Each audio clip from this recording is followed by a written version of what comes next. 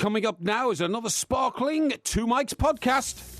A very warm welcome to Christmas Eve on TalkSport. I'd like to issue a very warm welcome to Mr. Mike Porky Parry, but at the moment he's still not quite prepared. He's plugging himself in. I am prepared. Why'd you come in so late to the studio? No, I don't come in late. You've been sitting out there. You know, I've been in here doing a lot of research. No. There's mince pies to eat. There's Quality Street there. No. You know, I've even got a Christmas cracker to share a pool with you. You've done no research. I do all the research. All you do is mess around on your internet. I've done absolutely acres and acres of research. Things. Now, what are all these mince pies those are mince pies. Now, one of the things we want to do... I don't want a mince pie, thank you. You don't want a mince pie? Well, I'm going to be eating them throughout the course of the show. What I'm also going to be doing is sharing with you the information that I have in my hot little hand. I have my own information device, which is tracking Santa, right? Oh, right. And I can tell you that Santa was last seen in Berlin, in Germany. He's heading for Copenhagen, and he's going to be there in 1 minute 22 seconds. So I'm tracking it through the Santa tracker that NORAD puts out on the internet. You shouldn't be eating during the show because... I'm not going to eat actually while I'm speaking. You just said, what I'm saying is it's very unprofessional. Well, because what it does be able to eat when there is an opportunity to do so. Don't you know that what nutrients do is they stimulate the saliva glands in your mouth. Yeah. Therefore, your mouth fills up with saliva. Therefore, your garbled delivery becomes even more garbled. You sound like an old drunk. Well, that's why I don't eat during the show. But I will eat when there is an opportunity, shall we say, when the show is I wouldn't slightly dream, unlive, shall we say. I wouldn't dream of taking null by mouth anything. And, you know, null by mouth anything. Yeah, well, you know what I'm talking about. What's up to null by mouth? Plenty by mouth. Okay? Plenty by mouth. Right. I wouldn't Stuff dream in your face. I wouldn't dream of taking plenty by mouth for at least 20 minutes before the show starts, because the stimulation of your saliva glands.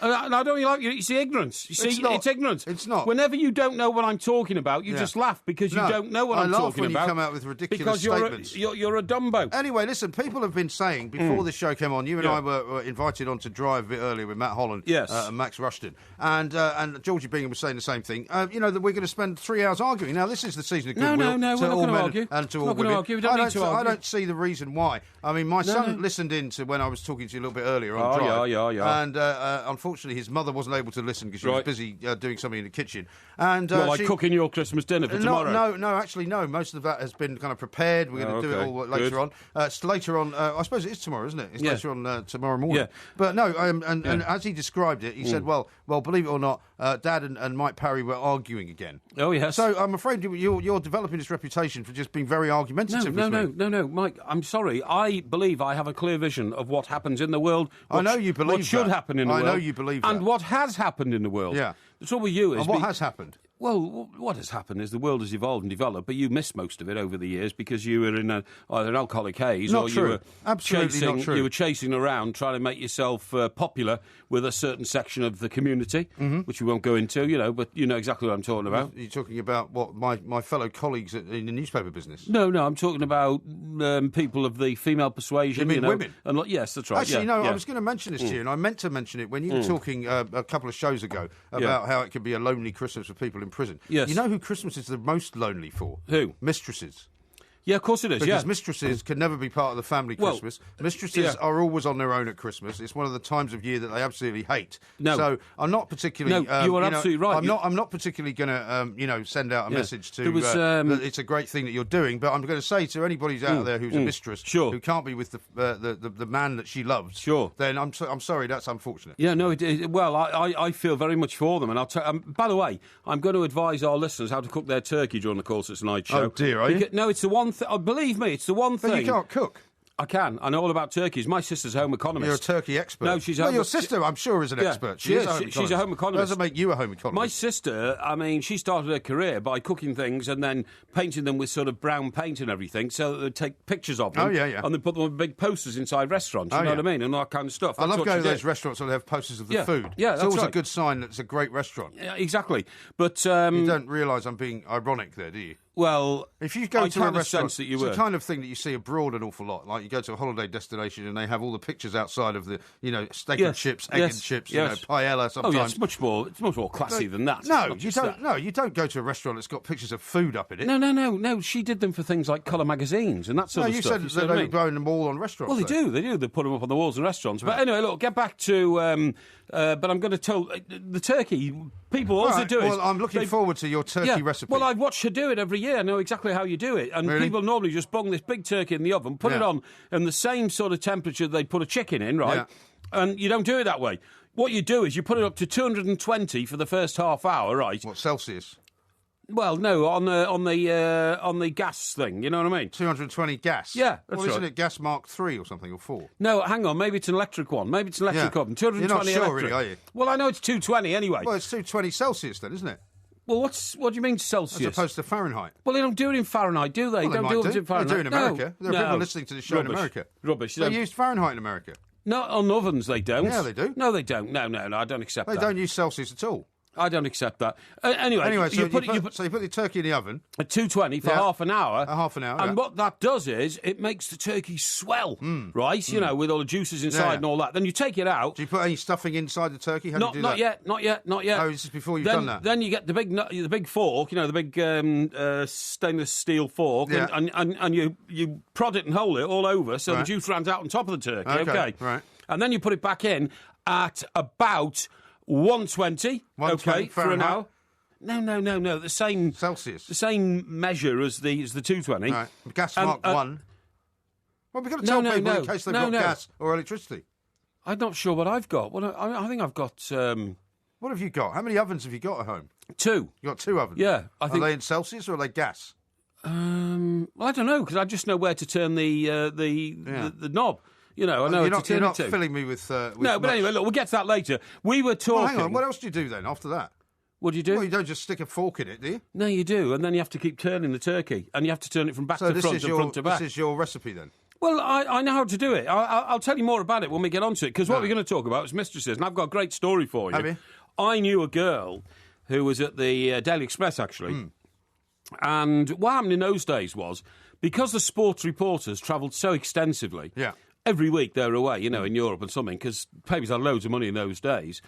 Every sports reporter of any calibre I knew in Fleet Street had a mistress and would take the mistress with them on the overseas trips. Some of them had mistresses in different parts of the world as well. Oh, exactly, yeah. Oh, yeah, I knew one guy who had... I knew a boxing guy. Who had a girl in... I'm not going to reveal his name. In Porto. He had a girlfriend in New York. Because he used to come to America so much for fights and stuff like that. I knew him as well. Well, don't give his name away. In fact, there's another fellow called Sean who used to come over from England all the time. Don't give the names out. Well, they're probably all dead now. Well, they might not be. But anyway, so this girl was like the mistress of this guy who was a leading sports journalist, okay? And about every second week, because, you know, some of the games were at home, some were away, they'd take 2 days, she'd take 2 days off, you know, and she'd go with him. Because if you think about it, what the old reporter had was a hotel room, which was paid for by the Daily Express. Of course. And you used to pay for the airfare with the air miles that you accumulated from all the trips that you were going on around the world and all that kind of stuff, you know. So it was easy, it was cheap, and there was nothing to it. And did you accuse any of these people of having no moral compass? I didn't get into it that deeply because I was always on the scrounge for cup final tickets in those days. Before I was so once again, unenlightened self-interest guided your own sort of thoughts. Well, yeah, sort of, because until I became, you know, a big power in the land in the Football Association, it was difficult. Anyway, so she was like the mistress, and he was always saying that, don't worry, one of these days he's going to leave his wife and they'll all be happy. Right. After about 3 years of this, you're absolutely right, she was sitting down for lunch with her mum and dad in a council flat in Woolwich, is it? Woolwich, yeah. No, not Woolwich. Walworth. Down the Walworth Road. Walworth Road, yeah. Near the Elephant Castle. She said, I can't stand this anymore. She made her dad get the car out, right? And they drove to somewhere like Buckinghamshire, right? And drove down his road and drove up and down past his house about 4 times to see all the lights on inside, to see images of him playing with his children and a twinkling Christmas sounds like a tree. scene from Fatal Attraction. Yeah, it does, yeah. Do you remember that scene in Fatal Attraction? I do, She saw it and she actually was sick because she was so emotionally in turmoil. Yeah, but she was in the car with her mother and father. And anyway, her father was going to stop and go knock on the door and thump this guy. So they knew who the guy was, the parents? Oh, yeah, they knew he was. Yeah. Remember, every time she saw a parent, she said, oh, don't worry, Joe's going to leave his wife, you know, next week or the month after or, you know. Sometime before Christmas. Exactly, yeah. You know, I can see it now, you know, we're planning a wedding and all that kind of, he's going to sell the house and all that and all, you know. And this was going on for years and years and years. So, but anyway, the point of my story is... What is the point of the story? It never happened. It's nearly time. It never happened, and consequently, and this is what men always do, they're so weak, you know, when she was finally confronting him and said, you've got to leave your wife, you promised me all that, he burst into tears in front of her, held his hand and said, I'm in emotional turmoil, and then he sort of ran out the room, and he never spoke to her again. Yeah. And that was somewhat difficult, considering they're working on the same newspaper. Anyway, so if you're in that situation... You found another mistress after that. Yeah, if you're in that situation, then try and have a happy Christmas nonetheless. And whatever you do not follow that recipe for cooking turkey, or else you'll all be sick and you'll end up in the hospital. When we've got a couple of minutes, I'll give you the full recipe. Well, when we've got time... First, you can have a mince pie, have some quality street, have something to munch on so that you can just stop talking for a couple of minutes. I'm not stimulating my look into the glands. light or do something. This is the Two Mikes Christmas Eve special. This is TalkSport. It's nice to have all these Christmas songs, isn't it? Why are you making a face? Well, I've heard them all 100 times in the last month.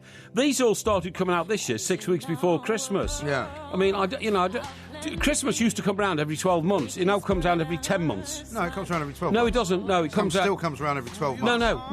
No. From January the 2nd, right, this year, when New Year's Eve is over, it'll be 10 months before Christmas starts again. January the 1st, the time that New Year's Eve is over. That's what I said. You said January the 2nd. Well, but on January the 1st, people celebrate January the 1st because it's a bank holiday as well. Yes. Public bank holiday. They all go out to the pub in Scotland, so it's the 2nd, I think. It is, yeah. The 2nd's a bank holiday as well. They'll drink off their hangovers on January the 1st. Actually, I love January the 1st in New York, didn't you? I do. Do you remember we used to get invited to the British ambassador in America is in Washington, D.C., of course, and was a great friend of mine, by the way, when I was there. I used to go to That's because you were always giving things to him, weren't you, like information? Well, I literally used to go to the ambassador's residence for the Christmas lunch, you know, wonderful. But, so in New York, we had the consulate, didn't we? What was it called? British Information Services? It was the British Information Service, yeah. And there was a guy there one year, do you remember? The guy with glasses, rather portly sort of a chap, and very English, very Yorkshire-ish and all that. And he said, come on, chaps, why don't you all come around to my place on New Year's Day? We'll have a bit of lunch and a few drinks. That was the best party I've ever been to. Oh, without a shadow of a doubt. I didn't go to that. I used to go to the University Club on New Year's Eve, which was... I did as well. Which was a club that was, you know, for people who had been very well. I stayed there. I stayed there a couple of times, it was a hotel as well. And what they used to do only if you were a friend of a member, though. You can't just go and turn up and stay there. Ivor Key was a member, so I used to book through him. But remember, they used to have a theme of music different on every one of the 7 floors. That was one of the best parties I think I've ever been to. I agree. It was country and western on one floor, jazz on another floor, hard rock and roll on another. Yeah, it was fantastic. Absolutely amazing. No, absolutely amazing. Let me just update you on the Santa tracker. Okay. He's been last seen in Bergen, Norway. Oh, Bergen, I love Bergen. And he's now heading it's very cold. He's now heading for Hamburg, Germany. He'll be there in 2 minutes and 30 seconds. So that's fantastic, isn't it? It is incredible. Incredible. Now, what I thought we should do before we talk about the present you're going to give to your mother is I've got a Christmas cracker here. So why don't you pull it with me and we'll see. I've pulled 2 of these already today. And I've won the 3rd one. That's 3 out of 3 for me. So you've got the hat and everything. So I've got the hat. There's some kind of piece of paper in there. I may put the hat on, but it may interfere with my headphones. What is that? What would you say that is? So have a look here. There's some kind of a little bauble of... Oh, you know what that is? What is that? You know why you've got it? Why? It's a gastric band. Is it? Of course it is. It's a very small gastric band. OK, folks, describe this to you. It's a little plastic ring with 2 sort of knobbly things on it. Is it something to do with your hair? Is it a hair tie? Yeah, it's a hair tie. It's a hair tie. It's a hair tie. There's no joke. But, there's no joke. I'm winding up old MG and saying it's a gastric band. Isn't that funny? That's funny. Oh, yeah. Look, the guys behind the glass are all laughing. Funny, eh? Gastric band for MG. Actually, they've left already. They're not there. Where's the joke? Oh, hang on. Maybe this is a joke. Is there a joke? Is there a joke there? Well, if it is, I want you to read it out to me. Yeah, that's what I'm going to do. Right, here we go. There you go. Well, there's a couple of pieces of paper. It's a very odd-looking joke, this. I don't know where they got these crackers from. Here you go. Here we go. Phew, worked out okay. Thanks for all the messages of support. Unreal feeling. What is it? I don't know what that is. Let me have a look. I've no idea what that is. Let me have a look. I'm a student of the English language. Right, 11. Phew, worked out okay. Thanks for all the messages of support. Unreal feeling. Not easy taking this off for last time. I don't know what that means. I don't know. It says number 11, so have you had 10 other crackers? I don't know what they are. Well, where's the other crackers? Where'd you get them? They're all in that box there. Right, well, there you go. We'll open a few. Well, anyway, it's a cracker with no joke. I've got a bone to pick with you. Yeah, go on. Why are you insulting my mother? I'm not insulting your mother at all. You're insulting my mother. Your mother, who I've spoken to on just a few occasions, is a very fine woman. Yeah. I've often sympathised with her. So why did you mock? I just found the joke. Okay. What do you get if you cross a skeleton with a detective? A skeleton with a detective, you get... Don't complain if you get it wrong. Right, hang on. A skeleton with a detective, you get Damn bones, damn dry bones. I'm thinking of bones, skeleton, detective, cop. I don't know, do you cop for a bone? What? Do you cop for a bone? Do you cop for a bone? That's not somebody's name, is it? I don't know. Well, Sherlock Bones. Sherlock Bones. The producer got it in like 5 seconds. Yeah, you're joking. Yeah, he's probably cheating. Anyway, listen, I'm not insulting your mother. Yes, you are. You told me earlier. You mocked my mother's present. Well, yeah, because you're going to give her a portrait of yourself. Yes. Let's have a look at this portrait. Oh, yeah, you've now given away the fact that you're giving your mother a portrait. What if she's listening? It's the Porky Siren. No, she probably won't be listening, I wouldn't think. It's the Porky Siren. Why won't she be listening? She's home on Christmas Eve. She's in the bosom of the family. She could be. If she hasn't fallen asleep. I mean, presumably... Right. Well, she will love it, believe me. Why are you giving her a picture of yourself? I mean, that's the kind of thing that only narcissistic Hollywood stars do. I mean, look, Thank you so much. Here's a picture of me. She's a lady of a certain age. She's got everything she wants in life. Has she? There's no room even for more ornaments on the telly or the sideboard. She has ornaments on the telly? Or the window ledge. Well, she's got like a shelf above her telly, if you see what I mean. You know I was what going to say, because on these flat screen TVs... Yeah, that's right, it's in a recess, yeah. She's got everything she needs in the house. She's got a house and all that kind of stuff. No point buying her house because she's got one. Well, why didn't you commission somebody to do a painting of her instead of having something done of yourself? Well, I mean, she is very fond of me, so I thought a picture of me, a painting of me... would... But you've already removed all the pictures of your youth, haven't you? So that she doesn't have any of those. Oh, yeah, but this is not youth. This is me today. I don't think so. And I think it's from what I can see, it looks as though it's been done about 20 years ago. No. This guy came to my house... Well, you got red hair for a start. No, this guy came to my house on 4 occasions, and he interpreted it. He's the artist. Why did he come to your house? To do the painting, of course. Did you invite him there? Yeah, of course I did, yeah. So when did you meet this guy? I didn't. I commissioned him to do it. Yeah, but what you decided to commission somebody to do a painting? I mean, how ridiculous is that? No, it's not. No, it's not. You think you are Henry VIII? No. I've now decided to commission a painting of myself. Yes, I did. That's what I did. That's ludicrous. It's for my mother's, but I think it's a very original Christmas present. Vulgar. I think that's incredibly vulgar. Well, bourgeois. Well, I'm going to present a picture of this painting to our listeners, and see if they agree with you or disagree. Well, I think what they will find, having had a very, very quick look at it, is that it's not much of a likeness of you. Of course it is. Your hair is not the right colour, and you look a lot thinner. No, that's rubbish. Do you know what I was going to do originally? And you gave me the idea. Did I? You gave me the idea. Okay. Now, a few weeks ago, we were talking about, what you're going to eat your children for Christmas and all that kind of stuff, and then you said they're big Lego fans, right? Yes. And I said I was a big Meccano fan, yes. King Meccano, I think I called myself, didn't I? You did, yeah. So anyway, you then said, oh, no, some of the Lego things you get these days are massive. They take like the Death Star. The Death Star takes weeks to build. Yeah. Anyway, I went home that night. I got onto the internet. Did you? Looked up Lego and found out that if you send Lego a full-scale picture of yourself, they will make a model of you in Lego. Really? Yes. And put it where? No, they send it to you in bits, and you have to. No, you build it. They send you yourself. Yes. In bits. Yes, honest to God. What you do That's the most ridiculous idea I've ever heard. How much does that cost? That must be a fortune. Thousands. Yeah. And it's life size. It is life size. So you're going to build a life-size Lego statue of yourself? Well, I will eventually, but I was going to get that for my mum for Christmas. So she could put it together? Yes.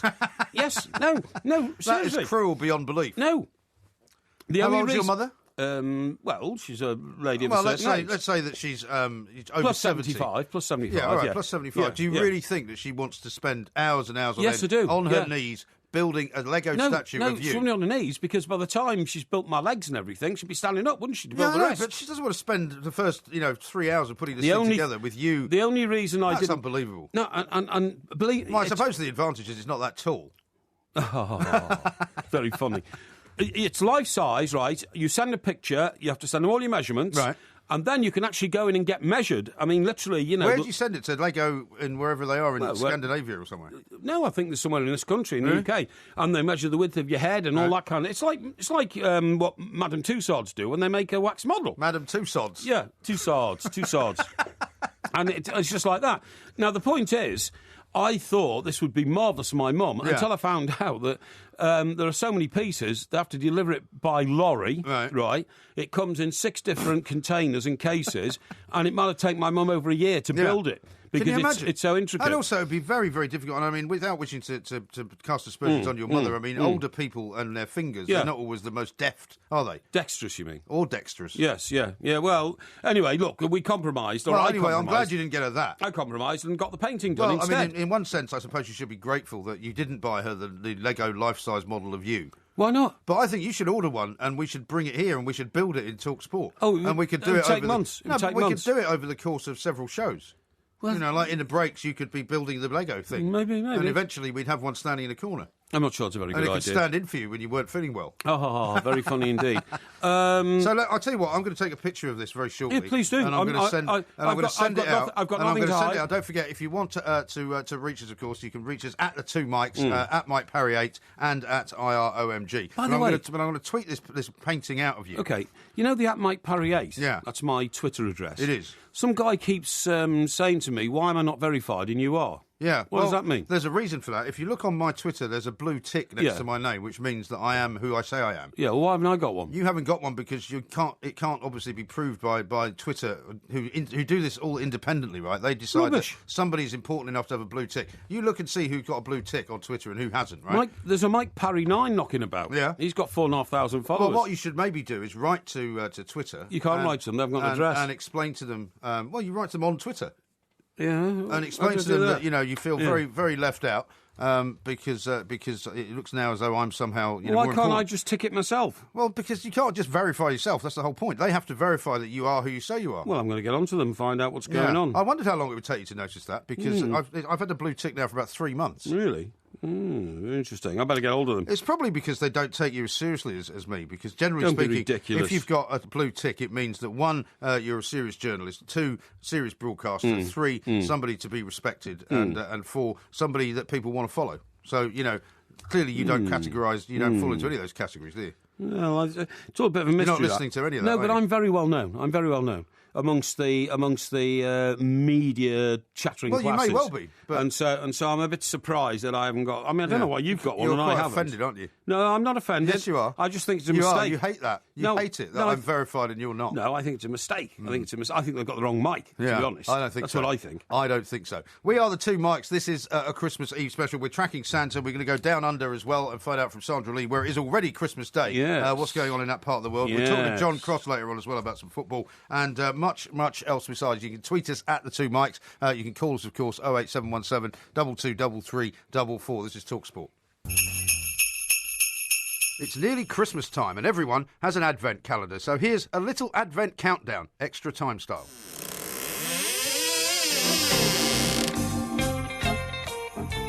Kamata, kamata, kaora, kaora, kamata, kamata, kaora, kaora, tanugahi, tanugahi, tanugahi, parangawawanga, taruga, tarama, tarama, tarama, hey!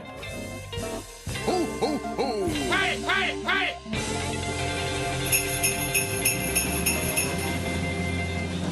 That's tremendous. That's the Porky Hacker, of course, the initial hey, hey, hey scenario. And that was, of course, a very penultimate, I think, Porky Advent calendar, because the final one has to be opened on Christmas Day. Okay. So we'll do that in the last and by the way, of the show. I was invited by you and a couple of our producers to do the Hacker. Yes. Because you wanted me to. It's not something that I suddenly walked in and said, I'm going to do the Hacker, and started hackering away. Yeah, but it was a very good hacker, I'd have to say. Well, you say that, and now every time it comes on, you roll around laughing, and as though it's some kind of joke. Or there's something, that amuses you about it. It's becoming a highlight of the live show as well, which we should mention to people. We've got that big live show coming up in Birmingham, March the 6th. Yeah. We'll be sending out more links for the tickets there. Ticket sales are going well, but you can still get some. Unbelievably well. I mean, I can't believe it. We thought that we'd get into the new year and then start having to sort of promote the show at the Birmingham Repertory on March the 6th. In fact... we are absolutely banjaxed, aren't we, about the speed at which the tickets are going? We certainly are. Now, we've got loads of tweets and messages to read out particularly about your Lego idea, which is brilliant. Yeah. But first, I think what we should do is go down to Australia, talk to our very good friend, Miss Sandra Lee, where it is, of course, already Christmas Day. Yeah. Sandra, a very Merry Christmas to you. Ho, ho, ho, and a Merry Christmas to you two fellas. Now, Porky's been telling me for weeks and weeks and weeks, he said, we must talk to Sandra because, it must be amazing to be on Bondi Beach having a barbecue for Christmas in that searing sunshine. Is that what's going on? That's pretty much what's going on, and I would imagine that right about now there'd be at least 5,000 people on Bondi Beach. It's a gorgeous morning. And all around the harbour, there are picnics being popped with champagne as we speak. It's a beautiful start to Christmas. Good. That's absolutely fantastic. I mean, you are a native Australian, Sandra, so you will have been brought up this way. But for me, a man from the Northern Hemisphere who'd rather be in Bergen in Norway where it's minus 20 than be where I am now, I simply can't get my head around having my head boiled by the sun on Christmas Day. Well, the people are getting their head boiled, and they're also having a lot of beer and champagne to go with it. So it actually becomes quite a nice blend of sun, sand, and surf. Yeah. Now, how do you portray Father Christmas as a fellow wrapped up in, a very warm, woolly red suit, big flowing beard, and his sack on his back, as well. Big black boots, and his reindeer with a red nose? How is that portrayed in Australia as a guy who lives in, Antarctica or somewhere?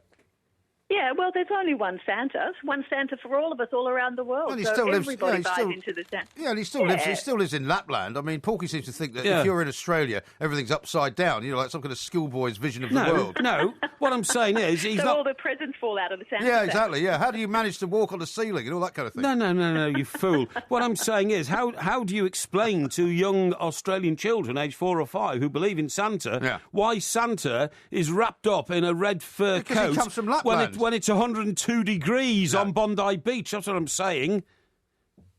Sandra. Yeah, because he comes from Lapland, exactly. Yeah, because he comes from Lapland. And also, if you follow the Santa, if you follow the Santa tracker closely, the amount of time he spends in each place is minimal, right? So he's not even in Bondi Beach for long enough to get hot. Hang on, if there was a tourist from Greenland, say, because Lapland doesn't exist, if there was Lapland doesn't exist. Of course it exists, but it doesn't exist. You know what I mean? Yeah. No, I don't know what you mean. So Lapland does exist. If you got a visitor from Lapland, suddenly flew on Qantas to Australia and went onto Bondi Beach in a thick red fur coat, people would think he was a bit of a Burke because it's a very inappropriate dress. We're talking Santa Claus here, He's a magical character that all children around the world love. I don't know. I try and explain these things to people.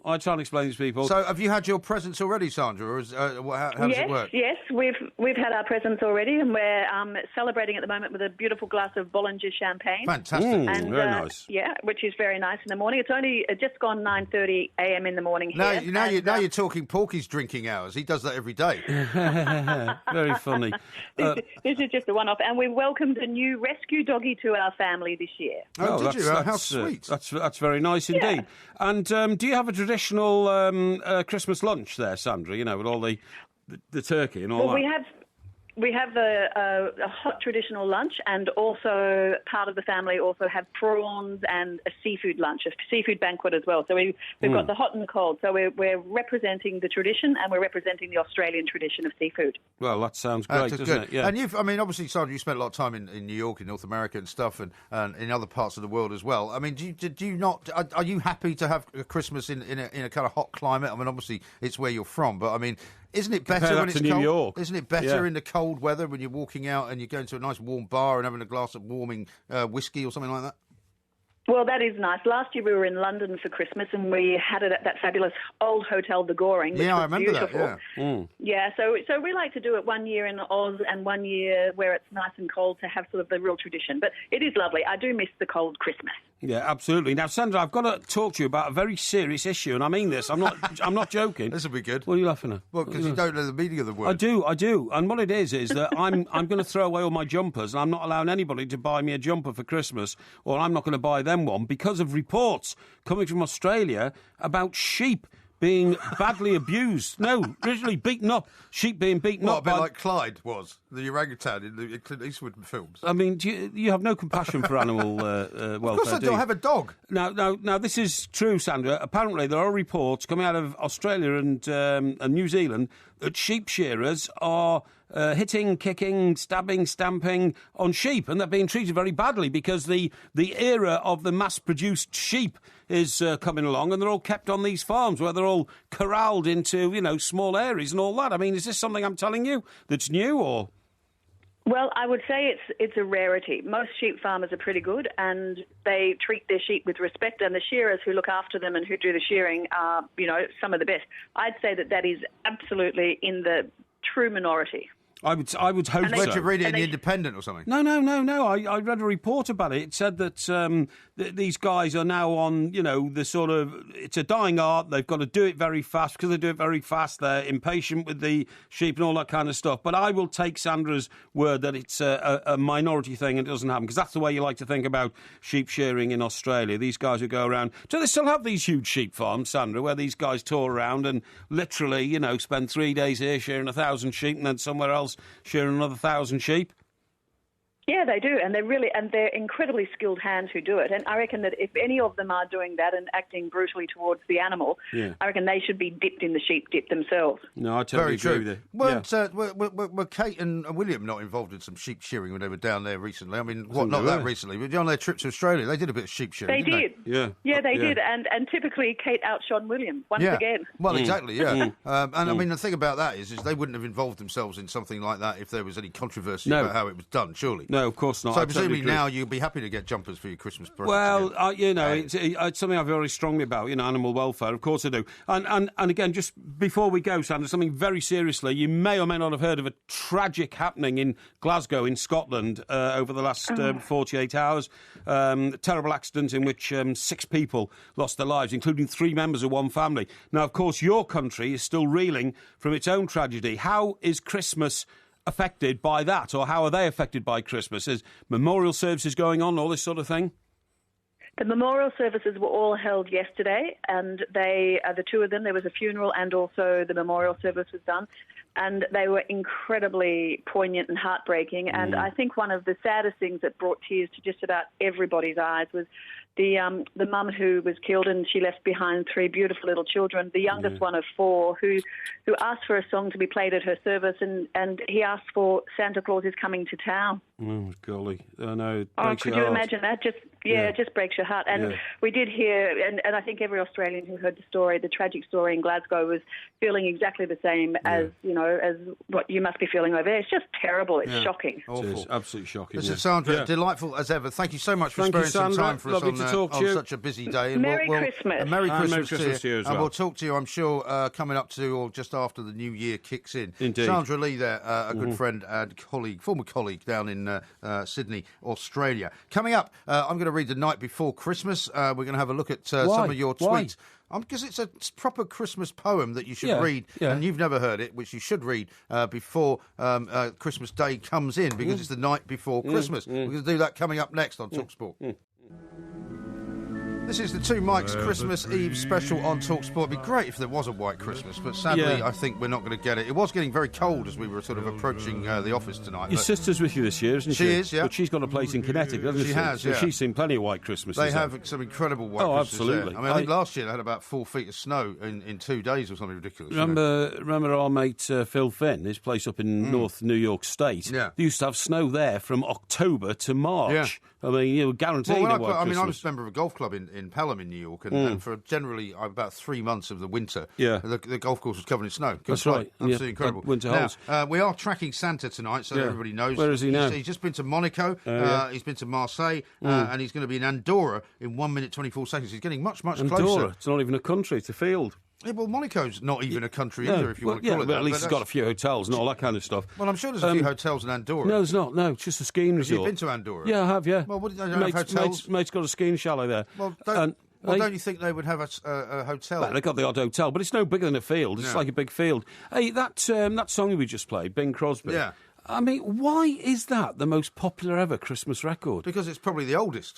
But it's the most boring. No, I like that It's song. rubbish. I like it. Bing Crosby's not even a singer. What's your favourite Christmas song? You want me to tell you? I know exactly what you're going to say. It's so predictable. What? Go on, what are you going to say? John Lennon, isn't it? No, it's not. So this is Christmas. No, it's not. It's going to be that, isn't it? No, it's not. No, it's not. Why do you say that? I mean, that's my favourite modern Christmas song. Of course it is, you know. Well, have you got something ancient that you want to mention then? This is my favourite, and I tell people this all the time because I used to sing it at school. I don't want you doing any singing yet. I'll just do one line, you know.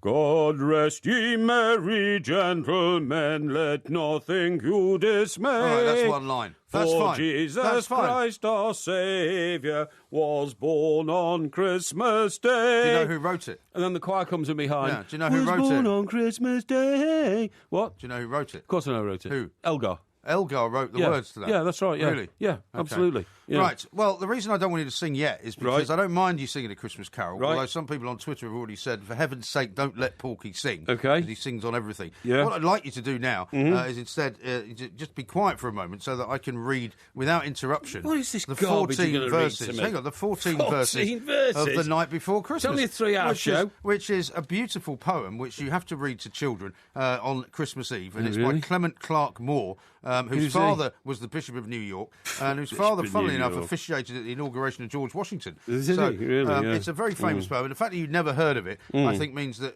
you're basically a Philistine. Let me read this to you now. Ready? Go on, start, yeah. 'Twas the night before Christmas when all through the house not a creature was stirring, not even a mouse. The stockings were hung by the chimney.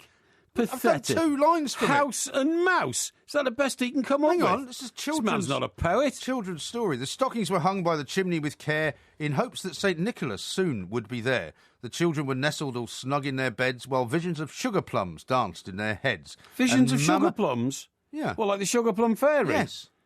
What a load of rubbish. Well, what are you, somehow, now a literary critic? No, I could write better poetry than that. I doubt it. And Mama in her kerchief and I in my cap had just settled our brains for a long winter's nap. When out on the lawn there arose such a clatter, I sprang from the bed to see what was the matter. Away to the window I flew like a flash, tore open the shutters and threw up the sash. The moon on the breast of the new fallen snow gave the lustre of midday to objects below. That's amateurish. What do you mean it's amateurish? It's amateurish. I mean, all he's doing is he comes up with the word house and then scratches his head and thinks, now what rhymes with house? Well, why don't you do a Christmas poem? Louse is a good word. I'm thinking of that. Yeah. Mouse. Now, here's the bit that I want you to listen to. I'm going to have to curtail this because you're obviously too much of an I think you should curtail it. It's boring. You're boring our listeners to death. Now, you've only got 3 hours. You're supposed to be entertaining. Here's the bit. It's Christmas Eve. Now, here's the bit that you should have known. Remember when I asked you last week who the 8 reindeer were, and you didn't know because you could only name Rudolph, right? Because Rudolph actually is a fictional reindeer. These are the real reindeer that come with Santa. Okay, here's the real reindeer. The real reindeer. Ones that fly. Yeah, the ones that fly. Yeah. Right, now Dasher, now Dancer, now Prancer and Vixen. On Comet, on Cupid, on Donner and Blitzen. To the top of the porch, to the top of the wall. Now dash away, dash away, dash away all. Isn't that great? No, hang on. That's an amalgamation of a load of songs. Donner und Blitzen is a joke about the Germans during the war. No, it isn't. This was written in the 19th century. Donner und Blitzen means thunder and lightning. Huh? Donner und Blitzen means thunder and lightning. Those were the 2 names of 2 of the reindeer. And then the one after that was what? Away, away, away. That's let it snow, let it snow, let it snow. No, this is from it is. From the 19th century. No, anyway, I'll do the final verse. The final verse is this. He sprang to his sleigh, to his team, gave a whistle, and away they all flew like the down of a thistle. But I heard him exclaim, the down of a thistle? He drove out Thistles of sight. Don't fly. Happy Christmas to all, and to all a good night. Well, I love this. Load of rubbish. See, this is why you say to me... You read that to your children? Yes, of course. Yeah, I bet you went down in their estimation after you read that load of rubbish. No, they love it. They love it. Rubbish. In fact, we've been reading it to them every night for about the last week. Load of blinking garbage, because that's a disgraceful thing to say. It's because you're an uncultured slob that you can't appreciate it. I'm not uncultured, mate. I've got culture oozing out of my pores, believe me. Now, do you want to know about how to cook a turkey? Because I've got it all here. You've already given us your earlier heads up. No, my sister, I'm not joking, she is such a good person. Yeah, well, I'm sure she gave me some notes and she said, look, if you want to tell people to turkey, first of all... She gave you some notes? She gave me notes, yeah. So I've got my notes here. I've got my notes. Right. It's in my cookbook. If I had a spare kind of, 2 or 3 days in my busy schedule, I'd love to come round to your house and watch you cook a turkey. Right. Because it would be one of the funniest things I've ever seen. I'm going to make this very short, right, but this is to help people, your turkey, because, of course, you're going to put it in tomorrow morning. First of all, the biggest problem people make with the turkey, because it's so big, is they don't thaw it out properly, OK? Well, you some frozen turkey you're talking about? Yeah. Why don't you buy a fresh one? Of course I'm talking about frozen turkey. Well, why if it buy wasn't a fresh frozen, one? you wouldn't have to thaw it out, would you? Well, why don't you just buy a fresh one? Well, most of the people get a frozen one. Yes, they do. Rubbish. Right, here, the Food Standards Agency has designated Monday just gone this week as National Defrost Your Turkey Day. That's what my sister told me, right? National Defrost Your Turkey Day? Yeah, you've got to start defrosting it on Monday. If you haven't, don't cook the turkey tomorrow. Well, there's not much point telling people that now. Well, of course not. Here's Mike Parry's advice for cooking a turkey. If you haven't started defrosting it, don't bother. You're not going to eat a turkey. It's true. It's best to defrost a turkey in a fridge, not outside of a fridge, OK? Because that reduces the risk of bacteria, right? You got that? You best to defrost it inside a fridge. Yeah, you defrost it inside the fridge. Well, that'll take ages. No, it won't. No, there's a huge difference between frozen and chilled. Now, put it in the bottom of the fridge in a deep dish so it won't drip, OK? Now, whatever you do, make sure the room is secure because... secure? Yeah, the room is secure. Well, maybe you could build like a prison-type door on the outside of the room believe it or not, to stop people from coming in. The aroma and the essence of a turkey attracts, mice and rodents and all sorts of... Yeah, vermin, that's right. Hopefully you haven't got a house that's overrun with predators. Well, you've got to be so terribly careful. What are you laughing at? I'll just pop down to the kitchen, darling. You open the door and there's a tiger there. No. for you. No, now then, the other thing No. I'm just trying to cover all bases, right? I'm trying to help our millions of listeners. Yeah, it's going well. To do their turkey. Now, don't wash your turkey. Again, the Food Standards Agency, good lot they are. They're issuing instructions. Don't wash it because if you do, it could poison the bird itself. Poison the bird? Yeah, the turkey. I'm not Are you sure? Only a Where few are you getting these notes from? Yeah, here. Hang on. Here we go. The agency warns a raw bird is washed under a tap. Water splashes can travel more than 50 centimetres. This is what it's all about. Carrying bacteria.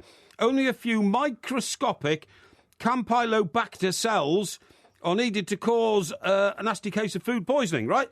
Now then, the third thing is all... I'm getting exhausted. You have to stop now. No, it's all a note from my sister. Because we're out of time. Sister. No, it's not. Yes, we are out of time. What? We are out of time. You've got to stop now. Come up with some more amazing and interesting facts about how to wash a turkey. Yeah. Keep being careful to keep it away from the predators in the kitchen. It's right. That's true. It's true. Dear me. 08717 223344. We are the two Mikes. We are listening to Mike Porky Parry giving his version of how to cook a turkey. This is a man, by the way, who could not cook a tin of beans. This is Talk Sport.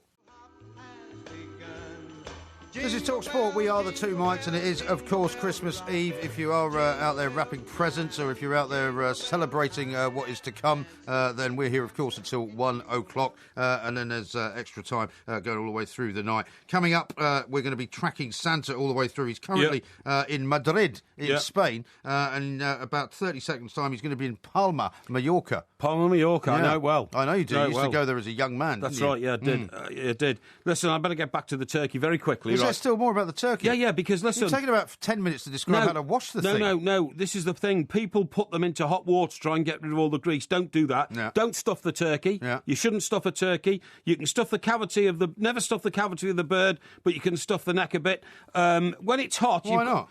Well, because it's not right. It'll give you poisonous and all that kind of stuff. What I do is I would put things into the cavity, not to eat later, not like with stuffing, but things like vegetables. You can put lemon in there. It's nice. Are you mad? What do you mean mad? No, I actually enjoy cooking. Crazy. You put an onion, you put a carrot, you put some celery if you like, an onion, sometimes an orange. Yeah. Not listening, are you? Yes, I am, yeah. Now, listen, it's all about then how you keep it moist, OK? Yeah. You've got to keep the turkey moist. You can help it into way by opening up the space between the skin and the meat and putting some butter in it, OK? Yeah. You can do that. That keeps it moist. I'd love to see you doing all this. It keeps it moist. It does. I know about this. And then you've got to deheat it. You've got to, you've got to make sure that, you don't poison it by letting it cool down too quickly or too fast. This is the worst advice for anyone making a turkey dinner that I've ever heard. And then you shouldn't eat it for more than 2 or 3 days. Don't keep it for weeks or months afterwards. Throw it away. Don't eat it for 2 or 3 days? No, don't eat it for more than 2 or 3 days. Oh, I see. After that, you'll be poisoning yourself. Throw it away. Doesn't matter how much meat you've got left. It's not worth you getting food poisoning. Just cull the meat off it and put it in the freezer? No, you shouldn't do that. Why not? You shouldn't do that. You could be trapping poison in there. Poison in there. You have no idea what you're talking about. Anyway, you follow all those rules, you'll have a really safe turkey lunch or dinner or whatever it is on Christmas Day, OK? Really? Santa is very much on his way. According to the Santa tracker, he's heading for Tunis down there in North Africa. So he's getting closer and closer and closer to the British Isles. And an incredible figure, a statistic. Gifts delivered so far, 3.6 billion around the world. Who paid for them all, by the way? Isn't that amazing? You asked me this the other night, and I told you that there is no money needed when you are Santa. Because so Santa, where do all the elves... asked me all this. Where do they acquire all the materials to build all these toys? Well, because it's called magic. I mean, I know that that you as a great cynic of the world, do not have the capacity. Magic. You don't have the capacity to think in terms outside of your. Could you stop singing, please? Yeah, but the problem is, you see, Mike, I work in logic, and all you do is when you can't come up with an answer, it's all magic. You can't think logically. No, Santa Claus is magic. You can't evaluate anything. Logic does not explain Santa Claus. It can't be done. Wow. Let me read you a couple of tweets and texts that have come in. Okay. We're getting lots of very, very nice goodwill messages and happy Christmas messages from people on Twitter. We'll try and answer all of them, but they're very, very nice. People sending pictures in of them drinking. Ross has sent a picture of him and his good lady drinking some mulled wine. We've had the Coventry contingent on as well. The guys that come to all our live shows, they've sent us a happy Christmas message. That's very nice. Here's one from Billy in Glasgow. He says, doing security here as normal, and my colleague ran out to check the warehouse when he thought the alarm went off. I told him when he got back it was only Porky Parry telling lies and the siren that goes off, which is the very same sound as our alarm. Nick in Devon says, disgraceful. As a member of Her Majesty's Gutter Press and the seeker of truth and justice, Mr. Parry surely must feature in the New Year's honours list. I'd hope so. Have you had a communication to that effect? No, but I mean, I quite seriously, you might think I'm known here. It would not surprise me if I get nominated in the next year or two. Why? Services to what? I can think of a word, but I can't say it. No, services to the enlightenment of this country, in for want of a better word, really. And, of course, you have to be nominated by somebody. I mean, I could write to Buckingham Palace and nominate you for an OBE or an MBE. Yeah, but they wouldn't take any notice, would they? Yeah, of course they would. Why would they take any notice of you? Well, because I have a position in society. Do you? And, they would say, tell them you're very good friends with the ambassador. Sorry? Very good friends with the ambassador. I was very good friends with the ambassador in Washington. That's why you like Ferrero Rocher so much. In fact, funny enough, I was very good friends with at least 2 British ambassadors in Washington. Really?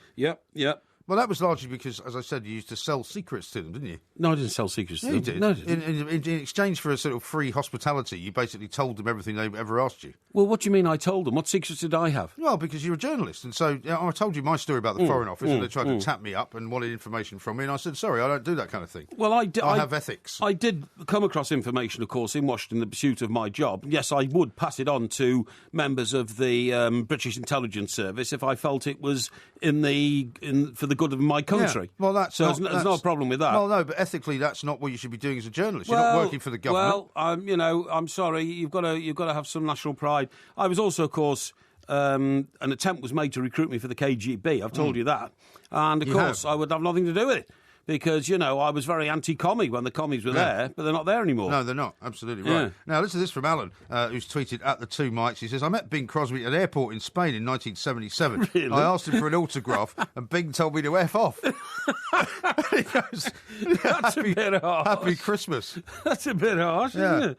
We all think... He was quite foul-mouthed, apparently, Bing Crosby. He used to run an annual golf tournament, didn't he? Yeah. And I heard... Bob Hope as well. Well, I think it was a seperal one. The Bob Hope Classic was a separate one. I think Bing Crosby... But they were both great golfers. Yeah, exactly. And but I've heard lots of tales about, if it didn't all go right on the day and all that kind of stuff, that he got quite upset about it. Now, I've got a few nice ones here complimenting me on the portrait. Mike. Most of them agree with me that it looks like it was done about 20 years ago. No. There's so one where did here. you find this guy, by the way? What do you mean, where did I find him? The guy who did the portrait. Where did you find him? The internet, the yellow pages and all that. He's an artist, portrait, painter. You should have got my dad to do one of you. Sorry? You should have got my dad to do one of you. Your dad's been dead about 20 years. Yeah, no, he hasn't been dead that long, but you could have got him to do one while he was still alive. Well, I didn't need one then. I needed one for my mum now because I thought that's something... Just imagine my mum comes downstairs every day in her house in Bournemouth and she walks into her lounge and there's a picture of me over the fireplace. I mean, that's... frightening, isn't it? No, it's what not do you think the other members all. of your family are going to think? I mean, I would have thought it would have been a much more magnanimous gesture to have said, for example, to your sisters, why don't you pose for a painting that I can then have done of you to give to our mother? And then it would have been them rather than you. So giving it a picture of yourself, it just seems incredibly self-obsessed. No. If my sisters wanted a painting of themselves to give my mother, then they can get it done themselves. That's not a problem. But you're the kind of the paternal figure in the family. Oh, I'm the head of the family. You're the head of the family. You make it sound like the Sopranos. No, right? I'm the head of the family. That's why I thought my mother deserved a new portrait of me. That's what I'm saying. I mean, surely it would have been more kind of civilised of you to say, suggest to your sisters, look, why don't you pose for a portrait and we can give that to our mother. I don't know what you're talking about. There's a tweet here from somebody who I have to say, I'm sorry, his name is Michael Boyd, and I fear he may have been on the firewater, because he says, MG, that's you, obviously. That is me. What a big shame you didn't get the chance to read that fabulous Christmas poem. Yeah. Everybody wanted to hear it, not Mike Parry banging on about how to cook a turkey. Well, I mean, sadly, this is clearly not the show to try and impress upon you one of the great literary works of our time. Yes. But never mind that. I'll tell you what I saw tonight on the way into work. Oh, yeah. And by the way, I don't know about you, but I think that in London they've started to rework the traffic light system and the way, the way that they the sequence where they go they go green for sort of a relatively short period of time, yes, and then go red for even longer. Yes. What I've noticed they've been doing, and I noticed this first of all last week, is that now as you approach traffic lights, they go red, right? And it's almost as if they're tempting you to drive through them as they turn. Well, so they can prosecute so you. they can do you, yeah. Yes. And I have figured out that in the last 5 days or so, they've definitely changed the sequence, because I come to work the same way every night. Yeah. The lights and the sequence of the way that they've changed has definitely changed. But I saw something tonight I've never seen, and it was a guy in a bus lane roller skating, right, wearing a Santa hat, right, and he had a sort of red, bicycle light on his back. Well, at least lit himself, more than more than cyclists so do. You could see the guy, but I mean, I've never seen that before. This guy was actually, roller skating down the road with a bike light on. Years ago, I suggested that skiers should have flashing blue lights on their helmets on their head on mountains, so that if they ever get caught in an avalanche... It's not a bad idea. That's a good idea. See, that's a good idea. No, only yesterday, for the first time ever, I saw a cyclist with a flashing blue light on the helmet on his head. Right. And of course... Well, some of them have flashing sort of white lights. Why No, was it blue? this is, I don't know, it was blue. But, and of course, most cyclists... Are you sure it wasn't one of those new headlights that look blue, but when you get close to them, they actually get white? No. But most cyclists don't even put lights on their bike. Now, you talk about Santas then, right? Now, I've got some information about Santas, and that is that Santas are becoming a rather disliked breed, OK? Because in the interest of the possibility of young children listening, we all know there's only one Santa Claus, obviously. There is only one Santa Claus. And a load of Santa helpers, OK? Yeah. But guess what? There is a Santa Helpers Union. Is there? In 2005, Santa's leading helpers held an emergency meeting at Alton Towers in Staffordshire. Really? You know where that is, don't you? I do, yeah. Right? It's quite near Stoke, isn't it? Yeah, it is, yeah. It's just off the M6. Right. To discuss the decline in their business. The reason being, the British children, they had noticed, were beginning to turn against Santa Claus helpers, whom they associated with smelly, drink-sodden old men sitting in plastic grottos in department stores. Really? Yeah, absolutely. That's awful, isn't it? And the more recent panic of the last 2 or 3 years about paedophilia has only made parents more wary of letting children nestle upon their knees. Yeah. And therefore... Well, I told you when my kids went to see one of Santa's helpers down in Sussex. Actually, I was quite surprised that he was letting all the kids sit on his knee, because normally you don't see that anymore. Yeah, and more and more parents are cautious and don't take their children to Santa, right? So the report from the Santa Helpers Union was more and more department stores are rejecting them. So these guys all got together, right? They've all got together, and they have now officially issued a code of conduct for Santa helpers. Really? Seriously. Do you mean people who dress as Santa? You don't mean elves? I don't mean elves. Right. I mean Santa helpers who give out presents to children ahead of Christmas Day. And this covers such things as personal hygiene, has got to be immaculate. It can't be easy, though, if you're in a department store where it's pretty hot and you're dressed up like Santa Claus. I mean, you're going to get very hot, aren't you? Yeah, but you don't have to get smelly. You don't have to get smelly, Well, Mike. no, but most of those grottos are not very nice places. Well, if I come out of a shower and I, put on the old deodorant and splash it all over stuff... Have you still got that walk-through shower, by the way, that you used to have? You used to have a walk-through shower, didn't you? No, I've told you, I'm converting that room into a wet room. A wet room, yeah, but have you still got the walk-through shower? You used to have a walk-through shower where you could go in one side and out the other. Yes. Have you still got that? No, it's been taken out has it? and converted into a wet room. What news on the terrace, by the way? It's not good. It's. I'm afraid it looks a bit like the fast lane of the M6. Right. When Balfour Beatty are on the job. Let me just finish about these Santas, right? Yeah, hurry up, though. They're setting rules about the appearance, so they look more like each other, because unfortunately some of them don't even look like Santa, right? But the biggest problem they've got is they're going to put a weight limit on the Santas. But it's not a maximum weight limit, it's a minimum weight limit. Well, that makes sense. Because too many Santas started looking too thin, didn't inspire confidence in the children rejected them, and the whole thing has become a complete mess. A complete mess. So who's this union representing exactly? Well, I don't know. It says the collection of Santa Claus helpers. And this is the first Christmas when they've tried to get together and to implement some sort of uniform, some sort of uniform look. It's and not a good thing, is it? It's not a good thing to have sort of an organised labour union looking after people who are working for Santa Claus. Well, it is if it improves the standards of the Santa helpers, because this is one thing that's going to upset a little child who, is starry-eyed and goes to see Santa for the first time, and she meets some stinking, smelly, drunken, old, soak. Yeah, layabout, drop-out, deadbeat bum. Then I think it's a good idea that they've brought in some rules to correct their behaviour and make them look and seem rather more pleasant to little kids. OK.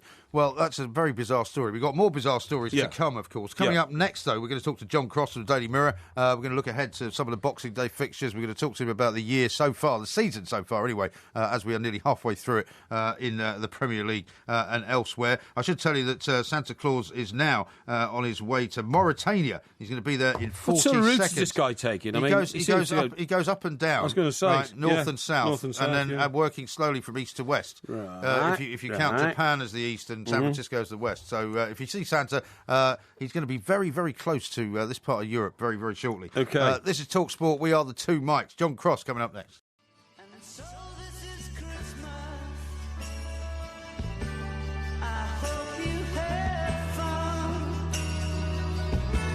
The near and the dear one. Just having to pass the old box of Kleenex over to Porky Parry, who's now weeping because every time he hears this song, it brings tears to his eyes. Well, and a man, you've never seen a man looking so distraught. But head in hands. It was only December the 8th when he was shot, and, it was 1980. I remember it so So long ago now, isn't it? God, I can't believe it, can you? 34 years ago. Yeah. Oh, unbelievable. Absolutely extraordinary. All the records he would have made that we'll never hear now. I know. Well, try and compose yourself, because we'll talk about football now. Good idea. Everton will bring a tear to your eye as well, some of the stuff they've been doing this season. We're going to speak now, though, to the very esteemed Mr. John Cross. Excellent. Of this parish, you'd have to say, but also from the Daily Mirror, of course, for a very festive football chat. John, a very good morning to you. Welcome. Very good evening. Good evening, I should say. Yeah, well, happy Christmas to you both. Lovely to be on with you. Really been enjoying the show so far. Although I've got to say the opening section about journalists all having mistresses was a little bit alarming because the wife was listening. Well, I think you will. Obviously, it depends who you were sitting there listening to it with, John. But of course, things are very different now. I mean, Porky's talking about the days when guys like yourself were never in the country. Yeah. Now, John, I should make it absolutely clear, in case your wife is still listening, that was the 80s, and the 80s were the 80s, and, we don't get up to that sort of thing these days, and certainly not gentlemen like yourself. I'll just make that clear. And by the way, the other thing is these days, John, the papers are tightening up so much on the expenses. If you wanted to, you probably couldn't afford to do it anyway. I'm afraid it's all cattle class these days. Exactly. Cattle class and travel lodges by the airport. You're all totally innocent. Now, John, it's a bonus if you've got a Corby trouser press in it, I'm afraid. Yeah, absolutely right. Now, John, before we talk about the actual games themselves, Christmas Day is your one day off, isn't it? You don't get many days off, but then you're back into it on Boxing Day. Do you particularly cherish that Boxing Day fixture list and what it means to you in your job in football reporting? Yeah, I do, Mike, actually. I'll tell you what, for why. I think a couple of years ago, I didn't have a game on the Boxing Day. I think the game I was doing was on the 27th or on the 26th or something. I've got to say, as a kid, you grow up supporting football. You always go to a game on Boxing Day. And then when you're working, you just become accustomed to going to a game on Boxing Day. I missed it so much. It felt like part of my Christmas was actually missing. Yeah. And I do think sometimes I know people go on about sort of winter breaks, but a couple of managers this week have said, haven't they, that they're in favour of playing all over Christmas and then having the winter break. And I couldn't agree more with that view, because however which way you do it, we've got to keep our great tradition, I think, of these lovely couple of weeks. Because it's not just this, is it? It's Boxing Day, The game thereafter, New Year's Day, the following weekend then is FA Cup third round weekend, which is one of the other great dates in the footballing calendar. So these couple of weeks are absolutely fantastic, I think, for football.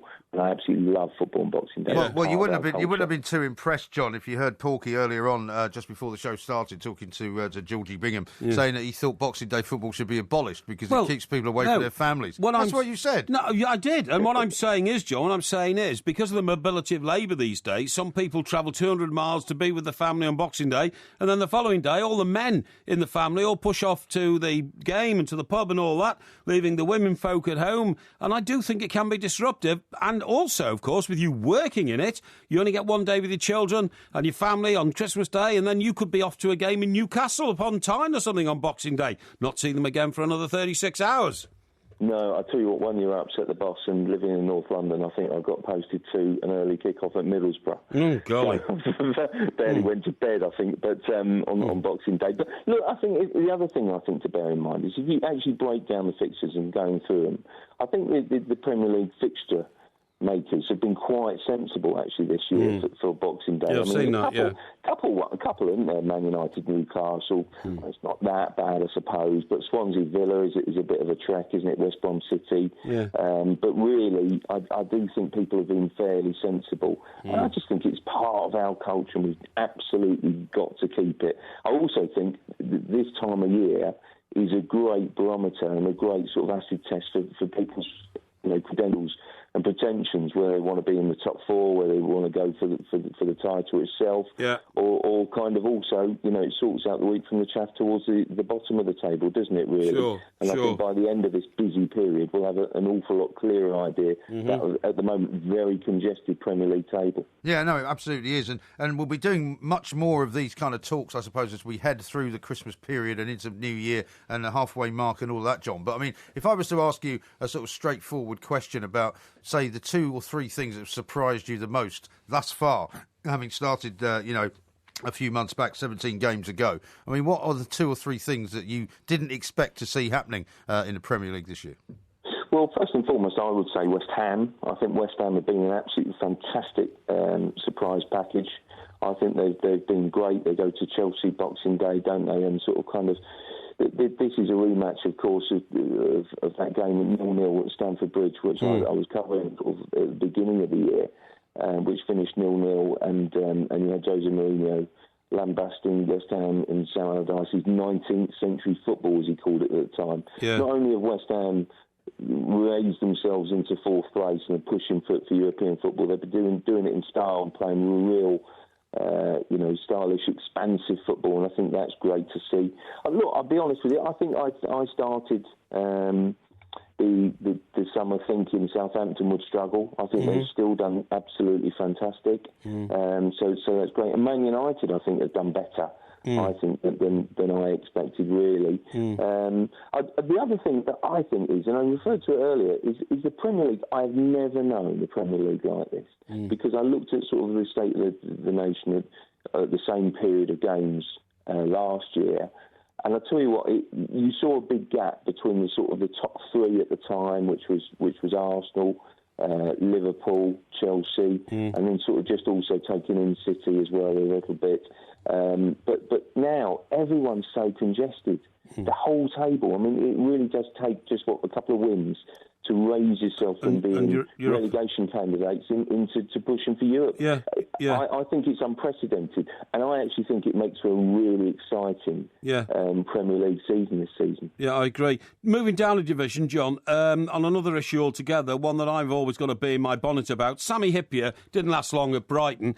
Why do we still persist with, the idea that, well, he played in the Premier League and he was an outstanding footballer, therefore he'll probably be a great manager? It just doesn't work. It's never worked. Why when are chairman going to get smart and appoint people who are good coaches, not just big-name footballers? I couldn't agree more with you, really. I think it was a surprising appointment. I think they're trying to be quite ambitious and go slightly different. There's no doubt about it. I think that the Brighton hierarchy and the chairman, Tony Bloom, I think, have a vision that a foreign coach brings a certain style of football and would fit in well with their ethos, philosophy, call it what you like. And that's rightly or wrongly, but I think that's how they see it. I don't necessarily agree with it, because I'll tell you the other name, I know Carl Robinson's been strongly linked with it, and they've made an approach, and they just speak to him, and that kind of, he's a sort of bright up-and-coming young British manager.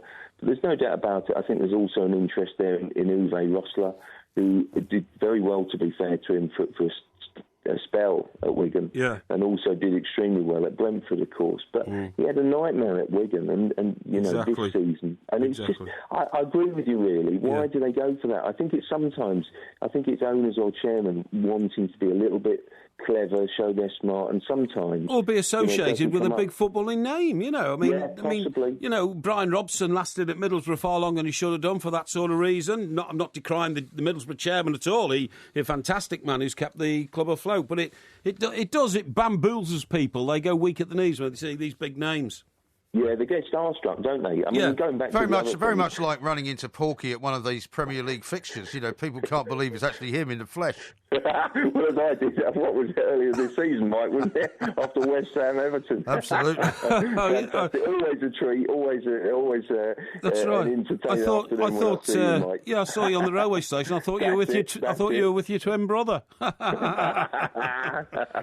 John, listen, have a fantastic Christmas. Enjoy the rest of the one day off that you've actually got, and I'm sure we'll be talking to you very soon. Yeah. John Cross there. Thanks, John. A legendary figure from the Daily Mirror. A big Arsenal fan, of course. Yes. And we haven't really talked about Everton. We didn't get a chance to talk about Everton with him because Everton are playing Stoke at 3 o'clock on Boxing Day, which is going to be a hard match for them, isn't it? And then on Sunday, we've got to go to Newcastle as well. So they're two tough games, aren't they? Stoke at home, Newcastle away, when you're just trying to revive yourself for the rest of the season. Absolutely. But we believe in Roberto. Do you? Yeah. You do at the moment, anyway. Yeah. Match day live from 1 o'clock around the grounds in the Barclays Premier League with Adrian Durham, Ray Parlour and Stan Collymore. That's all throughout Boxing Day, of course. And then Sunday exclusive on the 28th of December, 12 o'clock commentary game, Spurs against Man United. 2 o'clock, it's Southampton against Chelsea. And then it's all around the grounds in the Premier League from 3 as well. Right now, though, it's coming up to very nearly 11:30, just half an hour away from Christmas Day, would you believe? Santa has reached some houses already. We're getting pictures tweeted in of the presents that Santa has left. Santa. It's not a football chant. It is not a football chant. I'm on Santa's side. Yeah, well, that's good to know after some of the things you've been saying about him. We are the two Mikes. It's Christmas Eve. Walking in a winter wonderland. Who's that? That's a nice one, isn't it? Who is it? Sounds like Nat King Cole to me. No, that's I know who that is. That's Dean Martin. Is it? Or it could be Tony Bennett. No. It's Dean Martin. I'm getting nods from James back there. It's Dean Martin. Is it Dean Martin? Is it Dean Martin? Yeah, I think it's Dean Martin, yeah.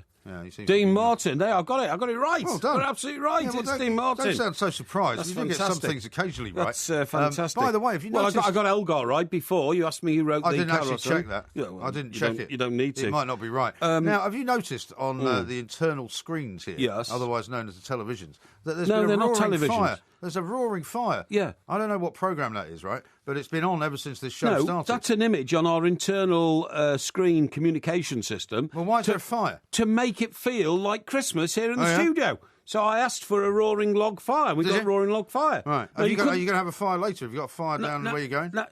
Yeah, down in Bournemouth, yeah. Now, you couldn't get that on an ordinary television at home.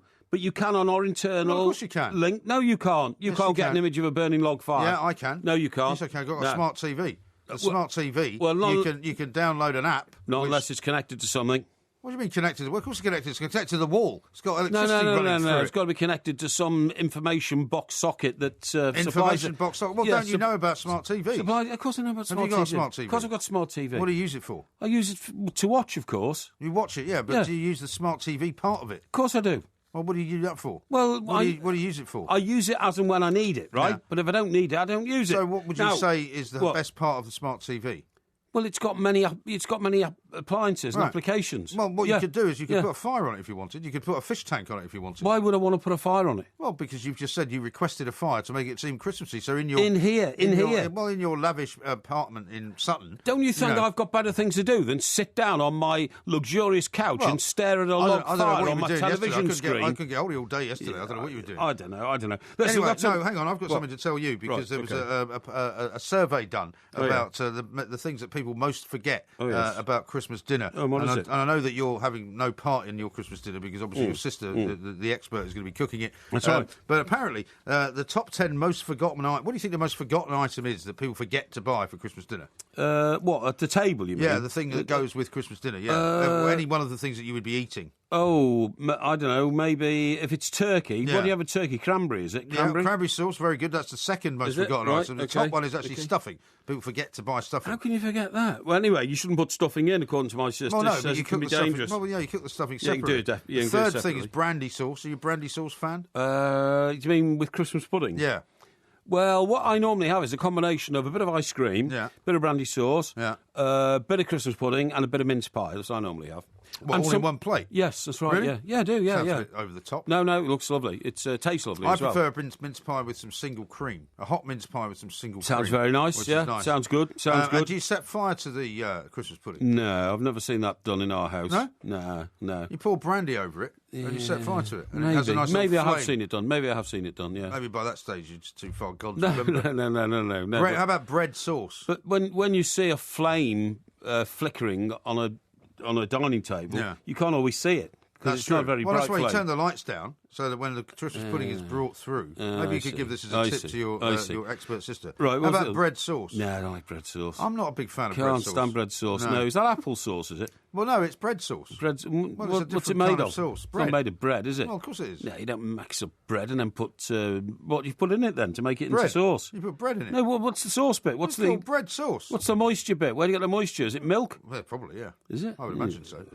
Doesn't sound very good to me. Sausages, cheese. I like sausages. Sausages, cheese, gravy, Brussels sprouts, potatoes, and turkey. 3% of people forget to buy the turkey. Rubbish. That's nonsense. I'll tell you a funny story, actually. Yeah, I don't know whether she's listening at the moment, but my mother, who's currently visiting as well, we used to have these very wealthy friends who lived down just off the King's Road in a place called Lowndes Square. I remember being very impressed by the fact that we would go to their house and they had a lift in their own house. Wow. Which I'd never seen. I was about 7 or 8 years old. Right? Amazing. And I'm not telling this story against my mother, and it was a long time ago, but in those days, the drinking, driving rules were not perhaps what they are now. Not enforced as they are now. Not as much, and people kind of didn't think about it as much. Anyway, so we drove down there in the old Austin, Cambridge, and they were drinking pink gin. It was the sort of thing they used to drink in those days, a bit of Angostura bitters. Yes. And it was Christmas Day, because we were just going Christmas Day in the morning, back to the house at lunchtime. Right. We got back to the house at lunchtime, and my mother was incapable of making Christmas dinner. Right. Didn't really know why. She's intoxicated. Well, you could have come to that conclusion. Yes. She claimed it was the cream cakes that she was eating, which had actually made her feel cakes, a little bit unwell. For years we believed it. For years we thought, well, that must be the reason. Anyway, my dad decided to cook Christmas dinner, and my dad was a bit like yourself, not much of a cook, right? And the turkey in those days came with the giblets inside in the bag, and he cooked the giblets inside the plastic bag inside the turkey. So the plastic melted, presumably. Yeah. My God. It was a bit of a disaster all round. Sounds well, like we had a good Christmas nonetheless. Yeah, I'm sure you did. Yeah, but your dad was a bit mad anyway. He was a lot of things. He made a good soup, mind you. Yeah, did he? He made a very good vegetable soup. What did he make that out of? Vegetable soup. Yeah. Barley, potatoes, carrots, very sort of Scottish vegetable soup. And where'd you get the moisture from to put in there? Eh? Where'd you get the moisture from in the soup? Well, put water in it. Yeah, but that's just water. I mean, but where'd you get the flavour of the sauce that goes into a soup? Well, soup becomes flavoursome when you cook things in water. No. Not. Yes, they do. No, not. Well, there must be something else, because water doesn't turn thick like that just by boiling it up with a few vegetables in it. Of course it does. No, it doesn't. No, honestly, it doesn't. It actually does. But, I mean, there are many ways you can thicken it. You can put flour in it if you wanted to make it really thick. Flour? You could grate carrots into it if you want to make it really thick. Any number of ways. Or you could just boil the moisture away. Anyway, listen. You really have no idea how to cook, do you? Yes, I have, yeah. But, I mean, I don't see any purpose whatsoever in mashing up a load of vegetables, putting them in a pan and boiling them. Vegetable soup is one of the greatest things you can eat. I boil vegetables all the time. It doesn't turn into soup. Well, maybe you're not boiling them for long enough. No, I do. I get mixed vegetables. I get like... you get frozen mixed vegetables, don't you? Yes, I get... That's not the same as getting vegetables. Cauliflower, broccoli, carrots. Yeah, little florets. Yes, that's right. Put them all in a pan. Well, those are not real vegetables. Put them all in a pan. You buy a proper boil them. It doesn't turn into soup, man. I'm telling you, it does not turn into soup. If you cooked it for long enough, it would. No, it wouldn't. It would just make the pan burn. It'd burn the pan. Well, you don't I'm getting a new... You don't want mixed vegetable soup, do you? No, From Iceland. I'm getting a new pan for Christmas. Oh, yeah? Yeah. Excellent. Because... what sort of pan? Well, a frying pan. A frying pan? Yeah, because what happened to my last one... You ruined the last one, didn't you? I've ruined it, yeah. I ruined it by by liking fresh tomatoes fried in the pan. Yeah. But the problem is they turn your pan black. The skins of tomatoes... Yes, they do. The skins... Well, it's too hot then, isn't it? No. The skins of tomatoes turn black very, very quickly. What are you laughing at? They do. You not put any oil in the pan? Yeah, I do put a bit of oil in. A bit of oil? Yeah, What sort of oil do you put in? in? Sunflower oil. Sunflower oil, yeah. And but the skin of a tomato turns black very rapidly. It does, and it does, It doesn't. and it coated my silver non-stick stainless steel pan black within about 3 months. You sure it was a stainless steel Yeah, pan? I'm sure. It's absolutely sure, but it's black pan now. Well, you must have burnt Honestly. the hell out of them. No, you do. But I mean, I like to be able with the fresh tomatoes. I like to, when I feel they're ready, I flip them over, and if I can use a pair of tweezers to take the skin off and leave the rest of the tomato there, then they're done. If I can't take the skin off with the tweezers, I turn them back over and I fry them a bit more, you know. It's truly terrifying. No, it's not. And then they taste delicious and all that, but it's a very intricate cooking process. It really is. Yeah. And difficult. The only And man- it ruins your pans. It's about the third pan that I've ruined cooking tomatoes. I think you must be doing something wrong. I've got all these ruined pans piled up on look the... into the light for a minute. Or on put the, stuff a mince pie in your face. on or the roof something. terrace. Just be quiet for a moment. Porky Parry and myself, Mike Graham, are here. It's nearly Christmas Day, of course, and we'll be bringing you more amazing tales from the Parry kitchen. That's Mariah Carey. It is, yeah. There, you Mariah see, I Carey. knew that. Yeah, well, we talked about I've it got the them other all night. right so far. I know. I got Dean Martin right, got Mariah Carey right, got John Lennon right. Mariah Carey. I mean, I tell you, I'm on great form tonight. You got John Lennon right. Well done. Do you know where Santa's just been?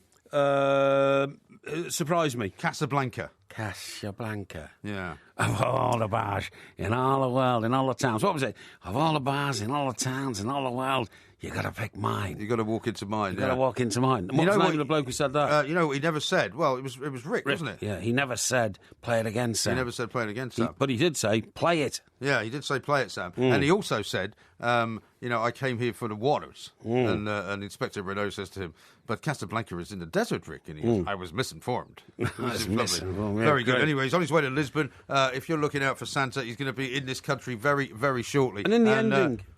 And a lovely... sorry, go on. In the ending of that film... Yeah. They were standing on a runway at an airport. Yeah. It was raining. Yeah. It shouldn't rain in Casablanca. Well, I don't think it was raining, actually. It was. No, it was raining. It was pouring down with rain. Raincoat. And then she got on the plane and he walked away. Yeah. What was the plot to that? Well, the plot to that was that she was in love with Rick. Right. But, at the time she fell in love with all Rick, the bars and all the towns and all the world. She was in Paris where she met Rick, and she thought that Rick, she thought her husband had died. Right. Victor Laszlo. They thought that he'd been killed because he was in custody with the Germans, right? Oh yeah. But then suddenly he survived, did he? And so he survived, and she was meant to run off with Rick and make a new life together. And on the day that he was supposed to meet her at the train station, where it was also raining bizarrely, right, in Paris, I think it was Gare du Nord. In the end, she discovered that her husband was still alive, so she didn't meet Rick, and he was heartbroken forever because he thought that she just stood him up. And so when she reunited with Rick in Casablanca, and she kind of fell in love with him all over again, and she and Rick were going to run off and leave Victor Laszlo to the Germans. Yeah. He said to her, you're better off with this guy. Go with him. Get away from here. Why? Save yourself. Why did he say that for? Because he loved her so much that he wanted to let her go. Yeah, you would never understand that. He'd had enough of her. You are such a savagely self-centered man. He met her again. You wouldn't have even seen her. No, he met her again after a few years. You would have probably said, you put a couple of pounds on since the last time I saw you, darling, so forget about it. Yeah, he met her again after a few years and thought, I was wasting my time with this for. I think I'll go back to my bar and have a few more gins. Yeah, that's probably what you would do. Now, we've been very rude here. Another song. We've been very rude here because we've got a guest waiting for us. Right. Dr. Malcolm Sanford, I should say. And he's an expert in bees, because remember you and I had this conversation a while back about how you wanted to buy a beehive for your sister. Yep. And I said, I don't think you're going to find any bees that are alive at this time of year, right? Yep. Now, I saw a bee today in my porch. There you go. Which I was amazed at. So I'm going to see if Dr. Malcolm Sanford, who's the author of Story's Guide to Keeping Honeybees, will be able to explain it. Dr. Sanford, a very Merry Christmas to you and welcome to the show. Oh, thank you a lot. It's Casablanca, not Casablanca. What did you say? Casablanca. Casablanca. Well, that depends where you are, really. We call it Casablanca over here, and we're a lot nearer to it than you are. Yeah, I know. We get a little more Spanish here in the United States. That's true. Well, it's not Spanish, is it, though? It's North African. Oh, no, it's Spanish. It's French. No, it's French, Casablanca. Well, What on earth are you talking about? Listen, I hope you know a bit more about bees than you do about geography, Dr. Sanford. Now, tell us, Mike Parry wanted to buy a beehive for his sister, and I said to him, you can't buy a beehive at this time of year in the winter because the bees will all be dead. But I saw a bee alive today. What's the story with bees and the seasons? Well, you can buy a beehive now, but there's probably none available. But the bees are not dead. If you buy a beehive now, there should be some live bees in there. But this is not the best season to start beekeeping. I would recommend starting in the spring. Well, the reason being, of course, Doctor, is I wanted to buy it as a present for her for Christmas, right? But I may delay the delivery of it and bring it in the spring. Now, on a much, much wider basis, Doctor, we are in danger in this world of all starving to death because of the absence of bees, aren't we? No. What? Well, no, we are. If the bees don't pollinate flowers and all that, That's a great answer. No, the whole agricultural chain will just collapse. Oh, I have a new answer for you. Okay. No. Oh, right, okay. So why is it then, Dr. Sanford, that we keep hearing that, the plight of the bees is very important and that we must, more and more people are being asked to kind of preserve bees and get their own beehive. Why are we being asked to do all that? That's a different question. You ask if all the bees are dying and we're going to die because the bees are dying. Now you're answering a different question, which is what's going on with the bees. Yeah, what is going on? That's pretty complex, and it depends on kind of where you are, right, world, and what are the conditions. That's why I suggested when you wanted me to talk about bees. I'm an expert in the United States, but I'm not an expert on bees in the United Kingdom. Well, what's the difference? It's all about what local conditions, what's going on locally. That's why I suggested you... I'll tell you what I noticed this summer down in Sussex, which is a little bit further south of London, maybe it's 50, 60 miles, is we had a kind of outbreak down there this summer of what I think were something called European hornets, much bigger than bees, much longer, and they seem to be nesting in the roof of my house. Where have they come from? Well, I believe those came from... probably North Africa, but maybe via France or some other place where they've been introduced. Right. They're a big predator on honeybees, so they can really do a number on a colony, and they can be pretty bad news. So will we see more of those, do you think, in the coming years?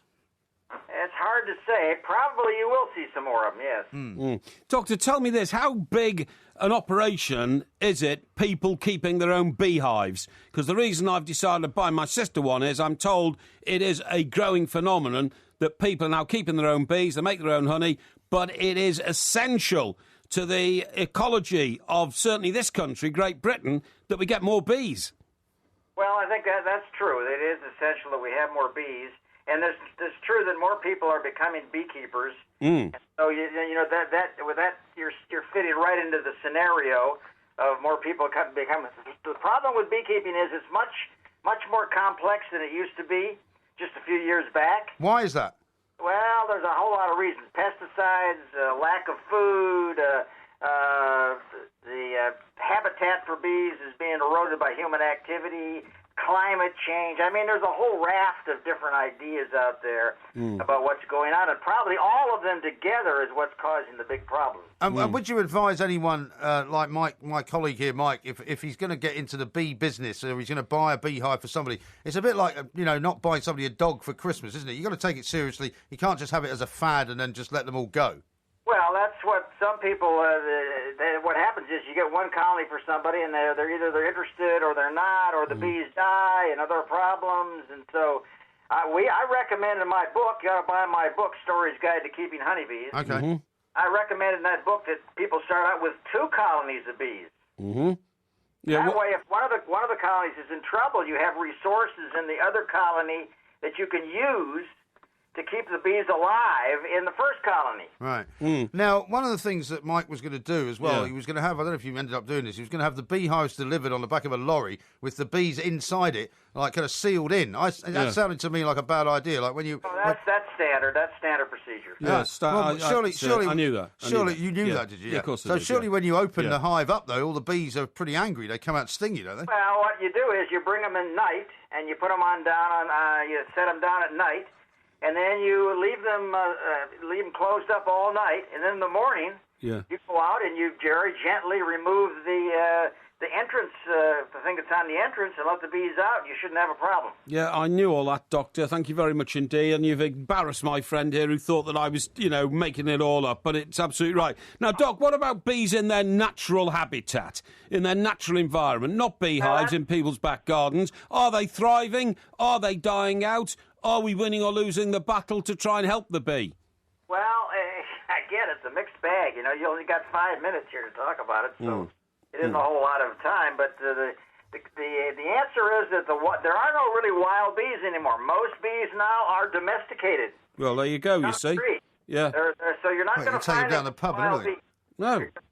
So what we're all talking about is domesticated bees, and those are the ones that people keep in their backyard. Yeah, exactly. And are they essential to the well-being of the world? Why do you keep asking the same question? Because I've got to get to the bottom of it. Unbelievable. Why have I constantly been reading for the last 30 years that if bees disappear, we all starve? Well, you haven't been reading since the last 30 years. You've been reading since 2006.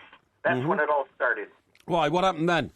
Reporters got on it. It went on the internet. It went on Twitter. It went on everybody's social media feed, and it just gone bananas from there. And like a lot of things on Twitter, you got to be a little careful. I mean, some things are just a little bit overblown. Yeah, I think that's part of the problem. You see, journalists like you, irresponsible journalists like you, spreading the wrong message. You mean? Dr. Malcolm Sanford, what a great guy. He does Stories Guide to Keeping Honeybees. Yeah. A bit confused about North Africa, but he's a fantastic expert. You pretended that you knew all that stuff he just told you. Of course I did. Which, of course, you didn't know. No, I did. You made an absolute clown of yourself. You said, you deliver all these bees and all the bees are sealed inside. Yeah. You said, that sounds completely ridiculous to me. Yeah. And then the doctor, of course, the expert, the world's greatest expert on bees, who comes on our show. Now he's comes the on world's greatest expert comes on our show with something you came up with. Comes on our show, backs up every word I ever told you about bees. I mean, you can buzz off, pal, when it comes to trying to, know... Just look into the light for a minute before something stings you. This is Talk Sport. Welcome back to the last hour of the show. I wish you'd give it up. Now, very happy Christmas. It's now Christmas Day. Yeah. Happy Christmas. Can you try and look a bit sort of cheerier? No. Miserable as sin. No, I'm not miserable as sin. My mother used to say. No. Happy Christmas to your family, to your two little boys and all that, to the abandoned family I've got left in 3 America. of them, actually. Oh, yeah, of course you have, yeah. Although one of them's not very little anymore. No, that's right. 20. 20. He's going to be 20 in January. 20. He's going to be 20 in January. Yeah, well, that's 20 years ago, isn't it? Yep, you could say that. Work that one out. There's no flies on you, is there? No, there's no flies on me, and I hope it all goes well and you have your I'm looking forward. I'm actually really looking forward to the Christmas Day lunch, I have to say. But the biggest problem is, right, because you and I are returning for a Christmas Day night special as well. We certainly are, yeah. Which is going to be at 10 o'clock tonight. Which I'm looking forward to. I'm going to have to go a bit easy on the old... vino and I'm going easy on the vino, man. I mean, I've got to get out of Bournemouth and get back again. So and then you've got another show to do on the weekend, haven't you? I have, yeah. I'm doing Clash of the Titans on Saturday at 1:00. Wow! With a few colleagues. There's no stopping you. No stopping me at all. Now listen, we're getting some very nice messages in on Twitter. Yes. I've just seen that one that you told me about from our friends in Cov. Oh yeah. So I've sent them a Merry Christmas note. Excellent. That's Ian, his lovely lady, and a few like cheeky ones here about this picture. You see, now you highlighted the picture. Yeah. To me, it was something I did as a tribute to my mother. I knew that she'd want a picture of me in the house on a permanent basis. How is a picture of you a tribute to your mother? Well, it shows how much I think of her, that I want her to be so happy by seeing my picture every day. That's a nonsense. And absolute nonsense. And a guy here called Anthony I bet you any money that she's not very happy when she opens that. She'll love it, honestly. And Anthony Small says... Anthony Small. He says... even your mum, Porky, cannot love that face. True. But what is a truism is that you certainly have a face for radio.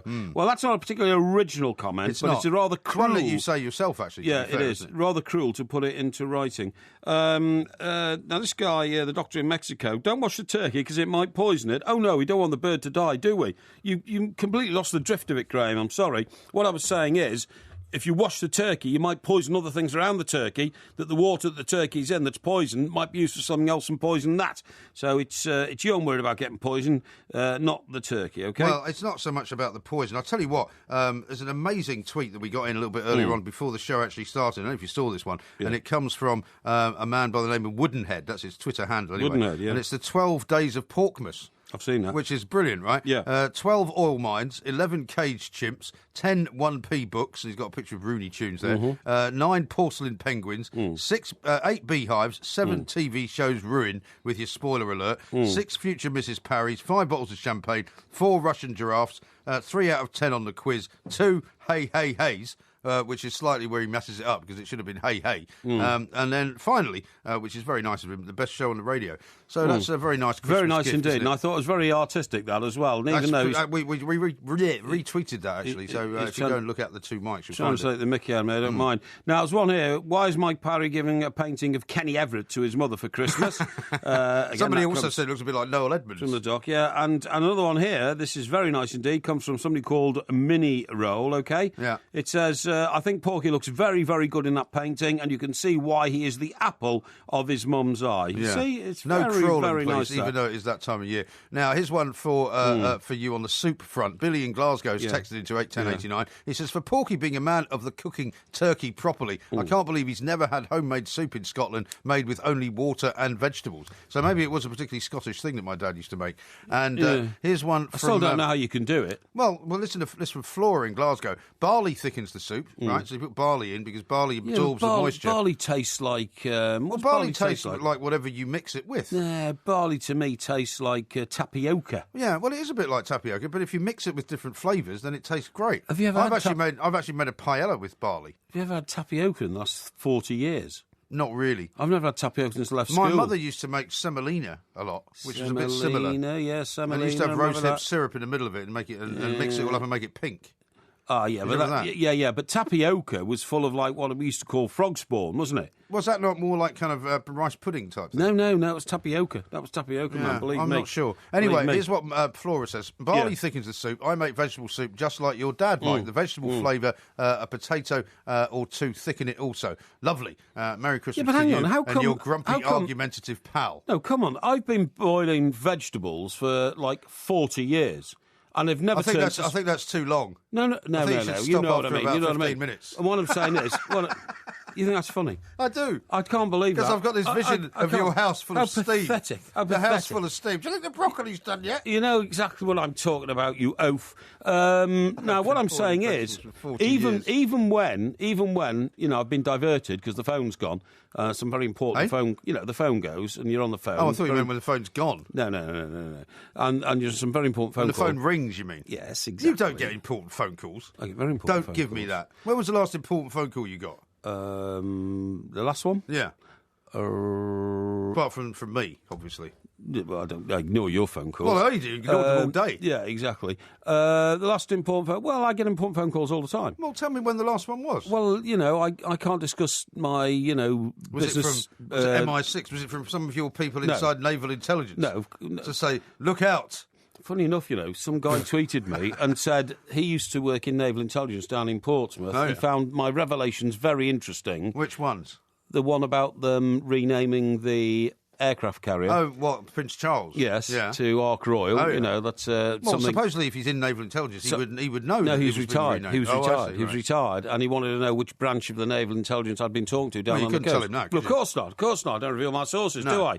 Unless you're giving him away to the British ambassador. Well, exactly. No, I don't want to go into the important phone calls, Mike, because it involves all sorts of things. You haven't had an important phone call for years. Of course I have had an important phone call. I don't believe you. Look, I have there is every man is an island, but every man is his own business, right?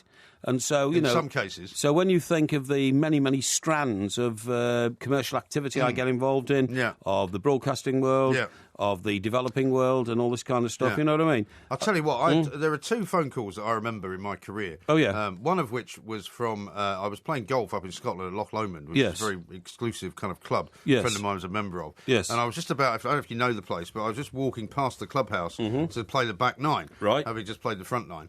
And I just thought I'll check my phone because even in the old days you didn't do that, but nowadays you can't really not. Yeah. I checked my phone and there was a message from Gordon Brown's office, right, when he was the Chancellor of the Exchequer, saying, "Could you please call? Gordon would like to invite you for tea." Right. Right. And why you? because I was editor of the Scottish Daily Mirror. Yeah, but the Daily Mirror also had a much bigger circulation in England. Yes, it had an English editor called Piers Morgan. Yes, that's true. Yeah. But he wanted specifically to know things about Scotland. So so I was rather taken aback by this, and I rang up, and the problem was I was on my way to America on holiday, and it was in Parliament had broken up. Right. And I phoned back, got Gordon Brown's office, and they said, and I was kind of puzzled as well. I was like, I was like, what do you want to have tea with me for? Yeah.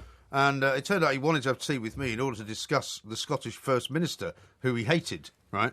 And he wanted who to was that at the time? A guy called Jack McConnell. Oh, Jack McConnell, and he wanted to get my inside info on what Jack McConnell was like. I see. It's very strange. So I did end up... So you were going to give secrets away to a politician. No, but I didn't. You accused me of giving secrets away to the British ambassador, which is part of my loyal duty. He didn't want secrets. He just wanted my opinion and, you know, what people were saying about him, because he was full of that kind of conspiracy. The only other one that has a similar kind of memory for me was when I got the call from the ship-to-shore call from Captain Bob Maxwell, when he came to New York to buy the Daily News. And actually, he was one of those where I was sitting at my desk. I had this office on Fifth Avenue. Yes. And when he came on the phone, he was obviously on a speakerphone. You are Mike Graham from the Sunday Times of London. He says, I've had many people wanting to speak to me. I've had many requests, but I have called you because of the high esteem in which I hold you personally and your newspaper. Had he been drinking? Because he did drink a lot. He drank a lot of champagne. I actually stood up. Yeah. When I heard his voice. It was one of those voices where you go, I better stand up and talk to this guy. Oh, very odd. Amazing. Anyway, those are my two. Okay. I've had so many phone calls in my life. I can't really distinguish. I'll tell you one time the phone call... Did you get the one from the lawyers at the Express to say you're getting sued by Kate Adie? Well, I suppose that came via somebody else as well. But I remember one time, my career nearly came to a juddering halt because of a misjudgment. Would it be nearly? Well, yeah, that's true. Yeah. Because I was working on the Birmingham Evening Mail, and like 300 people had applied for a job on the Daily Express, because in those days it was advertised in the Press Gazette, which was the trade paper. I mean, don't have it now, it's online now, but it used to be sold every week, and everybody would run for it on a Monday. Well, that was how I ended up applying for the job of the Shoe and Leather News. Yeah, exactly. I applied for every job in the back of the Press Gazette. Exactly. So, but they took a whole page out for a reporter in the north of England at the Manchester offices. I mean, it was a big deal in those days. Yeah, absolutely. Huge deal, you know, they had like 20 reporters, something like that. And anyway, I was working in London for the Birmingham Mail, so all these lads on the Manchester Evening News applied for it, you know. But I got down to a shortlist of 4. I had about 3 interviews, got on a shortlist of 4. I thought I'd secured it, and I went to a pub in London to be told by, you know, some senior guy on the Express, who was a senior reporter on the Express in London, that actually Carol Malone had got it. No, really? She was working... And she was known to you at that time, wasn't she? She'd been my former girlfriend, exactly. and I'd moved out south, and she'd stayed up on the papers in the north, and she'd applied for this job, and you know she was on the Evening Chronicle, I think, or the Journal or something in Newcastle, and she was going to get it. And I was so upset. There were no mobile phones in those days. I went on drinking all evening, and I got home. And I had the home number of the news editor of the Daily Express, and I'd been interviewed by 3 times. And I thought, right, I've lost the job, so I'm going to tell him what I think of him. So I picked up the phone. That's never a good idea. No, it's not a good idea at all. And I rang, right, and I was presumably he was out with his mistress. Well, he was out, thank God, because I'd actually written a load of abuse down on a pad, you know, to hurl down the phone at him. You know? And I rang, and it was amazing because he didn't answer the phone, but I was so intoxicated the following morning, I remembered ringing him, and I forgot that I hadn't spoken to him. So I was astonished when 3 days later the letter dropped through the door. Said you'd got the job. So I've got the job. And we had a laugh about it. Did you ever tell him? You must have told him later. Years later. Yeah. I mean, years later when I'd moved from the Express in Manchester to the Express in London, I admitted it, and he said, well, it was a good job I was out, because I wouldn't have got the job otherwise. Absolutely. Yeah. Now, it's getting to be that time. It is now Christmas Day officially. Santa is actually here. The Santa tracker has got him all over the place in Britain, in Ireland as well. Absolutely amazing time. So if you're waiting for Santa, you better close your eyes, otherwise you're not going to show up. This is Talk Sport. Are we going to choose different music for tomorrow night's show? What, you mean tonight's show? Yeah, tonight's show. It's now Christmas Day. Christmas Day night. Christmas Day night, the guys behind the glass will provide the music, I'm sure. Yeah, well, I don't want all the same music, you know what I mean? We never have all the same music. Well, you know, I get a bit worried about this because it all sounds a bit... It's Christmas Day, for heaven's sake. I know it's Christmas Day, but, you know, the next thing we're going to get is... So here it is, Merry Christmas, everybody, it's the one day having fun. Yeah, well, it's the one day you should be singing that. Now, a couple of tweets to read out. Hey, by the way, do you ever drink mulled wine? You know, I bought a bottle of mulled wine, Because this is the only time I do drink it. I'll have a glass of mulled wine sometime this afternoon, I imagine. How do you heat it up? You put it in a pot. What sort of a pot? A saucepan. Oh, I see, right. Well, you put wine in a saucepan? Yeah. Sounds a bit weird. Well, why? How else would you heat it up? On a fire? No, yeah, I'd think so. I'd have thought. I'll tell you what I could do. Yeah, I could put the I could put the saucepan on top of my wood burning stove because it's actually got a spot for a saucepan. Now it's funny you should say that. No, the wood burning stove. Well, let me just read you a couple of things out first. Go on, because I'm going to tell you about the wood burning stove in a minute. Here's one from someone again talking about soup: a piece of beef or chicken plus barley, lentils and leeks, parsley and celery, and carrots in water. Absolutely brilliant. I'll tell you what we can also do is you can fry a little bit of bacon or pancetta up in the pan beforehand. Pancetta is like Italian ham, yeah, and it's beautiful. Pancetta, gives it a really nice flavour. It hasn't got any garlic in it, has it? No, it hasn't got garlic in it. It's ham. Oh, okay. Dan the Gas, he's out working all night. He says, good skills, you two, for helping me through the night. 7 hours to go. Happy Crimbo to the two mics. Thank you very much indeed. Now then, you're a wood burner, right? Yeah. Here we go. I've been researching this because you said, oh, no, it's good for the environment and all that. Right. Here we go. This is one complaint from a resident to their local authority, OK? I'm very concerned about the increasing popularity of domestic wood burners. Having lived in a mining village 40 years ago, I lived amid constant smoke, soot and general dirt. On leaving home to marry, I vowed never to subject myself or my offspring again to having to live with that sort of internal pollution in a house, right? Well, in the house? Yeah. Now, well, that's true. Hang on. It says, now, however, I'm surrounded by a growing number of wood burners, the smell and smoke of which drag me back to my dark and miserable childhood. I find the smell of smoke in a house nauseating and the soot on my car annoying. Nauseating? You mean nauseating? Nauseating. And the soot on my car is annoying. Is there no regulation to this dash for free heat? No regulation as to what is burned or to restrict the sound of chainsaws cutting down freshly chopped trees from local woods. It's time the environmental departments took more notice of this instead of harassing people over their wheelie bins. So that, you see, a public nuisance you are now. The trouble with this country is that there are too many people who spend their entire lives moaning and groaning about what everybody else does. Why not instead share the joy that is people actually sending us some nice messages to us? What are our listeners telling us? Well, Liz says this. Right. Where are we? She says, well, I've missed the one. I'm just trying to find the one I wanted to read out. I don't even know what you're talking about. Yeah, well, here we go.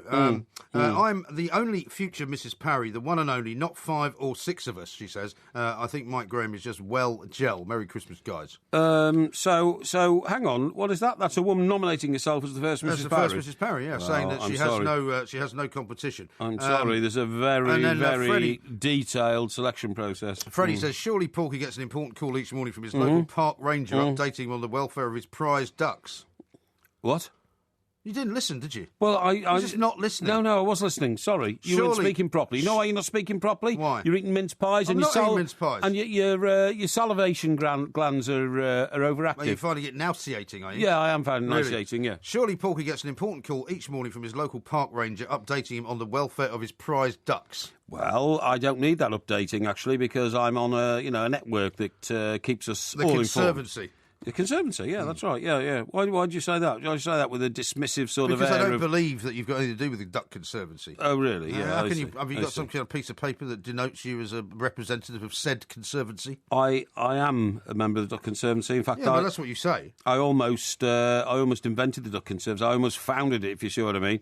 Right, here we go. Tomatoes have turned Mike Parry's frying pan black. Don't believe it. No, Mr. Parry, we do, but he didn't take them out of the tin. Yeah, that's true. Well, funny enough, Rob in Chipping Camden, you know where that is? In Gloucestershire. Chipping Camden, yes. Chipping Camden, a very nice part of the world. He says, hello, the two mites. Great show. I'm in hysterics. Never laugh so much. Porky is absolutely right, Mr. Graham. When I fry my tomatoes, they go black quickly, and so does my pan. Yeah. I think he's making fun of you. No, he's not. He's not. I'm telling you that I don't know anybody who doesn't fry tomatoes who gets away with their pan being How many people do you know that fry tomatoes? Is that one of the things you ask them when you meet them? No, but hello, my name's Mike Parry. Do you fry your tomatoes? No, but I remember my mum's pans used to go like that when she fried tomatoes, and I don't know anybody in the world who's ever, in fact, if any of our listeners know, I don't know anybody in the world who's ever worked out how you fry tomatoes, even in a non-stick pan, without the pan looking like a chimney after about 3 or 4 times you've used it. Well, seriously. I'm sure we can get somebody to give you an idea. Stuart says, mulled wine in a mug in the microwave, 2 minutes, done. Never knowingly overworked. Ooh. Well, that's all very well, Stuart, but if you want to do it the right way, the traditional way, and you actually want to mix the wine that you've got with some kind of herbs and spices, That's the way to do it. You have to do it in a pot. So the reason I ask is because... Are you going to have some mulled wine? Well, I was going to say, the reason I asked about it was at a couple of my local pubs down in Stockbroker Belt territory, you go up to the bar to get your normal drink, and there's a huge pot on the side saying mulled wine, £2.50 a glass. You see what I mean? So you pour yourself while you're waiting for the other? Well, you can do, I suppose, but I just wondered what it tastes like, that's all. I'm not sure I'd like it. Well, it's very Christmassy. I mean, it's one of these... I mean, when you go to... One day when I take you to Borough Market, maybe if the winter time is still going on, you can have a glass of mulled wine as you're walking around all the stalls and stuff, and it's very nice. It's kind of... I suppose it's got cloves and things in it, so... a bit like having Pimm's at the races, I suppose. A little bit, but warm. Yeah. Now then, James sends a note here saying, hi guys, just wanted to say a great portrait, Mr. Parry. There you go. Thank I don't know why you would think indeed. That. I really don't know why you would think that. Let's go back to this liquid lunch idea, right? Yeah. Now, with the documentary evidence you've got there... Yeah, I have, Is it a bit like, do you think, the... those Weight Watchers sort of liquid things you buy... When you go onto a Weight Watchers diet, which I've never been on, but I've known other people to do, they give you these kind of bottles of drink. No, do you know what it sounds more like? And you drink it instead of food because it gives you a certain amount of calories. But this presumably has got some kind of turkey flavour, is it? Yeah, it has. It's made of turkey. It sounds more like, to me, the stuff that astronauts eat, OK? Astronauts? Well, like those military meals ready to eat. Yeah, but the astronauts suck them out of a plastic bag, don't they? That's because they're in space. Yeah, I'll tell you a bit more. Because they can't eat normally because there's no gravity. Well, that's true. Well. Now, it says a liquid lunch... Has that just occurred to you? No, it hasn't occurred. I knew all about that. That didn't occur to me at all. Now, a liquid lunch is also the idea of a group of bookmakers who engage the services of a crack team of food scientists, including Dr. Rachel Edwards-Stewart. I don't know, that's a good name, isn't it? Dr. Rachel Edwards-Stewart. Who has worked with, I suppose there's a woman, isn't it, Dr. Rachel? Yes, Rachel, I would think so. Yeah, absolutely, I'm not being rude, but I mean, it was Raquel or Rachel. Right. Well, even if it was Raquel, it'd still be a woman. It probably would. Who has worked with some of the country's top chefs, including Heston Blumenthal. Is that a man or a woman? Heston? Yeah. He's a chap, isn't he? Yeah, or is it a service station on the M4? No. On the menu are turkey gel, dehydrated Brussels sprouts, potato-infused... Sounds like something you'd cook. Yeah, it does a bit, yeah. There's some black fried tomatoes on the side. No, we are. Turkey gel, dehydrated Brussels sprouts. Get this one. Potato-infused foam. Look, that is something Heston Blumenthal would do. Yeah. Now, listen, before you go on... And an espresso-style shot of mince pie. Sounds horrendous. We've got John from Leicestershire, who may well be an expert on frying tomatoes. He's got some advice for you, I think. John, very good morning to you. Merry Christmas. Merry Christmas to you. Yeah, hi, John. What have you got for us, John? You got some advice on how to cook tomatoes? Yeah, you don't just stick tomatoes in the frying pan with the skin on. What you do is you get a pan of boiling water, stick them in that for 30 seconds, pull the skins off, dead easy, no problem, chop them up, chuck them in your frying pan. Well, but then you don't get the sensation of eating a fried tomato. Much trouble for you. Calm down, John. Get a can of crushed tomatoes. A can? Yeah, just get a can. He eats everything else out of a can. No. There's a huge difference between fresh tomatoes, John, and canned tomatoes. Believe me, I know. I'm a tomato expert. And okay, well, do what I said. And the reason I eat tomatoes is they are incredibly good for the male against all forms of cancer. Yeah, that's right. Yeah, that's why I eat a load of tomatoes all the time. But, John, if you put them into a boiling pan of water... Just for 30 seconds. You would destroy them because once the skin's gone, the rest would it's almost boil like, up as well. It sounds, John, like you almost blanch them in the water, do you? You blanch them? Yeah, there you go. What's that mean? You blanch them. You throw them into hot boiling water for 30 seconds. You're not cooking them. You're just blanching them. John, he's a lost cause, mate. Total lost cause. I'm not aware of that cooking procedure. But, John, I'm very grateful to you for giving us a call, mate. Thank you very much indeed for your help. And can I tell you about thickening your stew? What? Stick them in your stew? No, thickening. Thickening stew. Another half an hour of some thickening coming up here on Talk Sport. Yeah, go on. How do you thicken stew? Okay, you leave it up to your potatoes, mate. What you do is you get your pan. Yeah. You fry a few onions in the bottom. Right. You get all your vegetables nicely chopped up in order. Yeah. Then you put your potatoes in. And all the other stuff. All the other stuff, yeah. In a frying pan? And cover them to a depth of half an inch in water. Right. Now, the with an OXO cube. in the potatoes thickens the stew. Right, okay. Good idea. Great, thank John, you. Great advice. I hope you're taking all this down. Well, we're talking food, aren't we? Yeah. Because I was telling you about... Now, Seen the time, by the way. Yeah, all right, hang on a sec. But Tony Look McCoy... at the time. Tony McCoy is back in the liquid lunch, Is okay? he? Tony McCoy, well known to us, obviously, and done a few do's with him. Tony McCoy says, now I can look forward to Christmas Day lunch. How about that? Is that it? Yeah. I thought you were going to say something, really kind of incredible. Well, that is incredible. He's never had Christmas Day lunch before, and he's champion jockey for 1,000,000 times, isn't he? Brilliant. Yeah. Well, maybe you should road test it, and we'll find out from you what it tastes like. We are the Two Mikes. It is Christmas Day, and, of course, we've got another half an hour to go. We're going to talk about the Brothers Grimm coming up next. It's nearly Christmas time, and everyone has an advent calendar. So here's a little advent countdown, extra time style.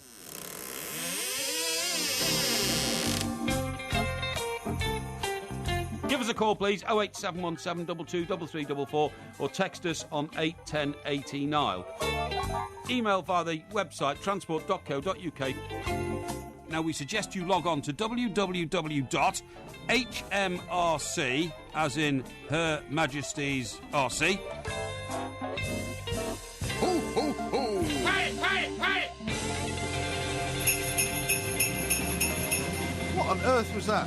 What was you giving out? That was your final Porky Advent calendar entry, by the way, where you single-handedly failed to give out the number correctly. You gave out the email address of something called transport.com or something like that. Really? I mean, that was incredible. Well, Absolutely yeah, but somebody's amazing. picked that out of some random broadcast from about 4 months ago or something like that to try and embarrass me. Yeah, I'm what not about embarrassed. 81089 I'm not for the text number? I'm not embarrassed, man, because... I'm not trying to embarrass The point is... What is the point? The point is the listeners know exactly where I'm coming from. They know exactly what I'm trying to get through to them, and the odd mispronunciation of a noun or a pronoun or something like that is irrelevant. Yeah. Now, how about this from Woodenhead? Yeah, go on. He says, Mike Porky Parry is a tomato expert. I feel a quiz coming on. I think we'll have to do that. Next week, we'll give you a quiz on tomatoes. Don't be ridiculous. Why not? There's not enough information on tomatoes to have a quiz with 10 questions. I can get 10 questions on anything.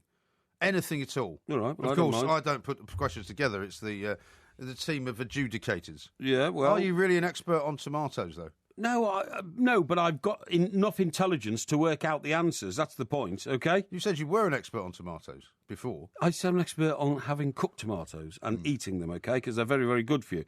Right, here, John says, I have homemade soup. It's ham shank, mixed veg, and broth mix and oxos. Yeah, that sounds good. It is gorgeous. Yeah. That's what he says, yeah. Sounds good. Right, and it says, Mike Parry's just been singing, someone call Crime Watch. That's a bit harsh, isn't it? Yeah, very good. The doctor in Mexico, who's a frequent contributor here, has tweeted at the Two Mikes, Mr. Parry, the second carrier is not named Prince Charles, and he's named the Prince of Wales. That's info from the Royal Navy. That is right. That's right. Well, to be fair, it was me that said it was Prince Charles. No, because I was using shorthand. I said it was the Prince of Wales, and there are certain elements within the Royal Navy who feel that it should be the Ark Royal, because the Royal Navy have always had an Ark Royal. Certain elements that, of course, you can't refer to. I can't reveal my sources. How about this one from William? He says, did Porky drink any of that medicine a listener sent him once he was satisfied that no syringes were inserted into it?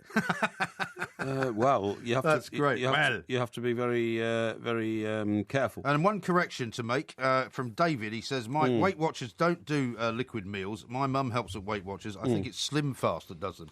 Well, maybe that's true. I didn't say it was Weight Watchers. No, you didn't, but I did. I said it was Weight Watching Jockeys. Yeah. No, okay? I said, was it like the thing that Weight Watchers give you? What he's saying is it's not Weight Watchers that do that, it's Slim Fast. You're not listening again, I am listening. I'm listening. You're just about to interrupt me without listening to what I was going to say. No, because I was going to qualify what you said. Yeah. You tried to take the mickey out of me again by saying, well, what's so surprising about, Tony McCoy having Christmas lunch? Well, the fact he's never had Christmas lunch before, he actually said, now I can look forward to a Christmas Day lunch. You see, that's not why I was mocking you. I was not mocking you because of the fact that he's never had Christmas lunch. I was mocking you because you built up the quote from him that was to come as though it was going to be the most earth-shattering thing he'd ever said. It is earth-shattering. And all he said was, I'm really looking forward to having Christmas dinner. This is a man who has to watch his diet so carefully, eating lettuce and smoked cigars, I'm not saying Tony McCoy does that, but that's what Lester Piggott used to do. Yeah. He used to smoke cigars to take away the hunger pains and eat bits of lettuce. It must be very, very tough, to do that. It must be, yeah. Right. Now, tell us about this Brothers Grimm thing. Now, this Brothers Grimm, this is research into the literary world. A tale of two cities. It's research into the literary world, right? Because since you didn't let me read out The Night Before Christmas, I don't see why I should let you. You did read out The Night Before Christmas. I read out about 3 verses. But it was so simplistic. Who wrote that again? Who was the guy? It was written by an American guy back Moronic. in the 19th century. That wasn't his name, no. Moronic. No, I'm saying it was moronic. It was written by a guy like a by nursery the name... rhyme. Well, it is a bit of a nursery rhyme. Yeah. But nursery rhymes are very clever. Clement Clark Moore. Yeah, well, I've never heard of him before. Right, now He's then... never heard of you either. Now then, the Brothers Grimm are supposed to have written all these fairy tales, right? Yeah. But I also remember a great line from John... Do you remember John Cooper Clarke, who was the punk poet? No. You don't remember him? No, I don't. That kind of passed you by, didn't it, that whole punk period? Well, I never got on with people who stood on a stage purportedly singing songs and then started spitting on the audience. Yeah, well, he wasn't really like that, but he was in that era. I never got on with people, who liked vomiting over themselves. Well, he wasn't like that. I never got on. Are you interested in what he had to say? I never got on with people who, murdered their girlfriends and then committed suicide. Well, it's a bit of a gross exaggeration, really, isn't it? No, that was... Anyway, all I was going to tell you... That was Sid Vicious, wasn't it? Yeah, I know that. That's what he did, didn't he, in the Chelsea Hotel in New York? Yeah, but they didn't all do that, did they? Well, I mean, he was the arch punk rocker, for goodness sake. He was not. Him and Nancy Spungen were the arch punk rocker couple of the world. Rubbish. No, that is not. That is absolutely right. Let me finish my John Cooper Clarke analogy. Well, then. who was the arch punk rock couple of the world then? Well, if you want to say there was such a thing as an arch punk rock couple, then you might say it was them. Well, there you go. No such thing as them. Honestly, one minute you just say around? no to everything I say, and then when I put you on the spot, you have to admit it's yes. No, it's not yes. It's be quiet for a moment, because I'm trying to tell you about John Cooper Clarke, who was a very clever guy. He used to come on stage with a plastic bag, and he used to recite poetry. And one of his lines was... What was in his plastic bag? You never really found out, but it was just stuff. Pencils, bits of paper. He would sometimes look inside the bag and bring something out of it, but there was never anything really in the bag of any great... weird is that? Well, you see, you're not an appreciator of these things. Nutter. Anyway, his line was... and it was a sort of an ode to somebody that he didn't like very much. Yeah. And he went, you make life a fairy tale. Grimm. See what I mean? Clever. See what he did there? Not really. Anyway, look, what's your story about the Grimms? Well, let me tell you this, because I research European literature all the time. Do you? And what's happened is... Where were they from, the Grimms? Germany. Ah. Now, what's happened is that since about the 1850s, we have taken a translation of the Brothers Grimm stories as fairy tales. Yeah. In fact, what's happened is... linguists, highly qualified linguists and highly respected linguists, have gone back over the original Grimm tales written in German to find out that they're much darker, deeper. I'm sure that's true. And in fact, more worrying than we thought. Yeah. And Sleeping Beauty is a very dark story. Yeah. That's the one about the pee in the bed, isn't it? What? That's the pee in the bed. No, the Sleeping Beauty is the one of the girl who gets put into a kind of a deep sleep, and it can only be woken by the Prince Charming who kisses her. What's the one where I thought there's no peeing in the bed? No, there's not peeing in the bed. There's a story about a princess who sleeps on 30 mattresses, but there's a pea underneath the bottom mattress. That's the Princess and the Pea. Princess and the Pea. Right. That's right, yeah. The clue is in what you just described. Yeah, well, there's that's what I just said. There's a pea. That's what I just said. Right. Well, Sleeping Beauty. Did they write that? Well, I don't know if they wrote that, but they certainly wrote Sleeping Beauty. Okay, now look. What I'm saying is that these are much darker, and so a lot of what they were writing about wasn't in fact fairy tales. For instance, Red Riding Hood was in fact quite a very dark tale about child abuse and all that kind of stuff, right? Well, I don't know if it was about that, but it's certainly quite frightening. Yeah, but, I mean, a lot of the Grimm stuff was very gothic, wasn't it? And in fact, some of it has been made. They made a kind of a sort of adult version of Little Red Riding Hood, didn't they? Which was quite a scary film. Princess and the Pea apparently was Hans Christian Andersen, by the way. What? Hans Christian Andersen wrote The Princess and the Pea. Okay, you see, Hansel and Gretel. Yeah. Was in fact another frightening one. Well, very frightening because in the version that's now been produced from this retranslation, their mother's trying to kill them all the time. Yeah, not the stepmother. The real mother. The real mother, and tales of women trying to kill their children is not a fairy tale in my book. Elsewhere, the witch finds out that Rapunzel, who's he? Rapunzel has been up to. What do you mean, who's he? Well, I've never Rapunzel was the girl with the long flowing locks. Oh, okay. And she had to let her hair out from the tower that she was being held in order for her love to climb up the hair. That sort of makes sense. Rapunzel, let down your hair. Have you ever heard that? Nobody knew what she'd been up to when her clothes got tight after making merry with the prince. So it appears that she wasn't as innocent as people make out. But what strikes one most after reading the first version of the story is the extent to which they were improved in later editions to take out some of the darker sides of them. In simple artistic terms, the revived versions are superior. There was good reason why Wilhelm retold them. The originals are unequivocal. Why are you reading this? Because this is a report from these literary geniuses. Genii. Well, I don't think this comes as any great surprise. With all the vigour of narrators. Well, listen, anyone who knows anything about the Grimm fairy tales would tell you that what they're saying is absolutely obvious. What about this one here? Obvious. Did you ever hear about this one? What's that? They found a new story called The Strange Feast, and it's about a liver sausage inviting a blood sausage to dinner, right? And it sounds a bit cannibalistic. Well, it's a very horrible story, apparently, but it was written by the brothers Grimm. Blimey! And I don't know that one. You've got to you've got to read this. I mean, for instance, there's one called The Hand with a Knife, right? Mm. And this is a young girl. I mean, this is almost like The Omen. Listen to this, Mike. A young girl who's put upon by her brothers. She gets a magic knife and gives it to them with the knife to the brothers. How's that like The Omen? But there's no devil in this, then, is there? Hang on, they hit back and strike off a hand. Oh no, they strike off the hand of another guy who's an elf. I mean, it's it's. Where are you getting this from? Well, I'm just going through the research, which has only just been published. I mean, it's worrying. It's worrying to me. It's one about children of the famine. It's a mother who tells her daughters, "I've got to kill you so I can have something to eat." How about that? Yeah, very frightening indeed. God, stay away from grim fairy tales on Christmas Day. Instead, keep listening to Talk Sport. We are the two mics, and it is Christmas Day. This is Talk Sport. We are the two mics, and it is, of course, Christmas Day. So a very, very Merry Christmas to you. Bob Ballard's coming up in a little while with extra time. Right, that's here's good. one from Can, who says, how about Malcolm McLaren and Vivienne Westwood? Surely Porky is off the mark again with the punk rock couple. Mm-hmm. So I suppose that's not a bad nomination for it. And here's one from Adam, who says, it's not frying really, but I like to cut a tomato in half, coat the cut side in oil and grill it. So a couple of people have said that if you actually try and grill the tomatoes, you might be better off because you won't lose the skin and it won't all turn black. Okay. Now, Liz, who keeps sending us tweets, very welcome, Liz. Thank you very much. Liz who wants to be the first Mrs. Parry. That's right. She says, don't like John Cooper Clarke, so doesn't like the guy that you've been pointing out, right? Yeah. That much, but I do love your tales. Okay, so that's I think that's directed to both of us. All right, now, here's something I've been meaning to ask you, because I noticed this on, I think it was, I guess it would have been Tuesday morning when I was driving back down from London down to the coast. Oh, yes. And suddenly, the light was coming up an awful lot earlier. You know how it was the winter solstice on Sunday, right? Yes, that's right. On Tuesday morning, normally I would say just a week before, I would get down to about 7:30ish before it started to get light. Yep. It was getting light on Tuesday morning at like 7 o'clock. Surely it can't have changed already, can it? No, it has. Do you know what the solstice... does it change that dramatically? Yeah, it does. Because when the solstices happen, because you've got a summer solstice and a winter solstice... You do indeed. What it means is it's the moment when the sun appears lowest or highest in the sky. And it can differ from that day to the day before and the day after quite dramatically.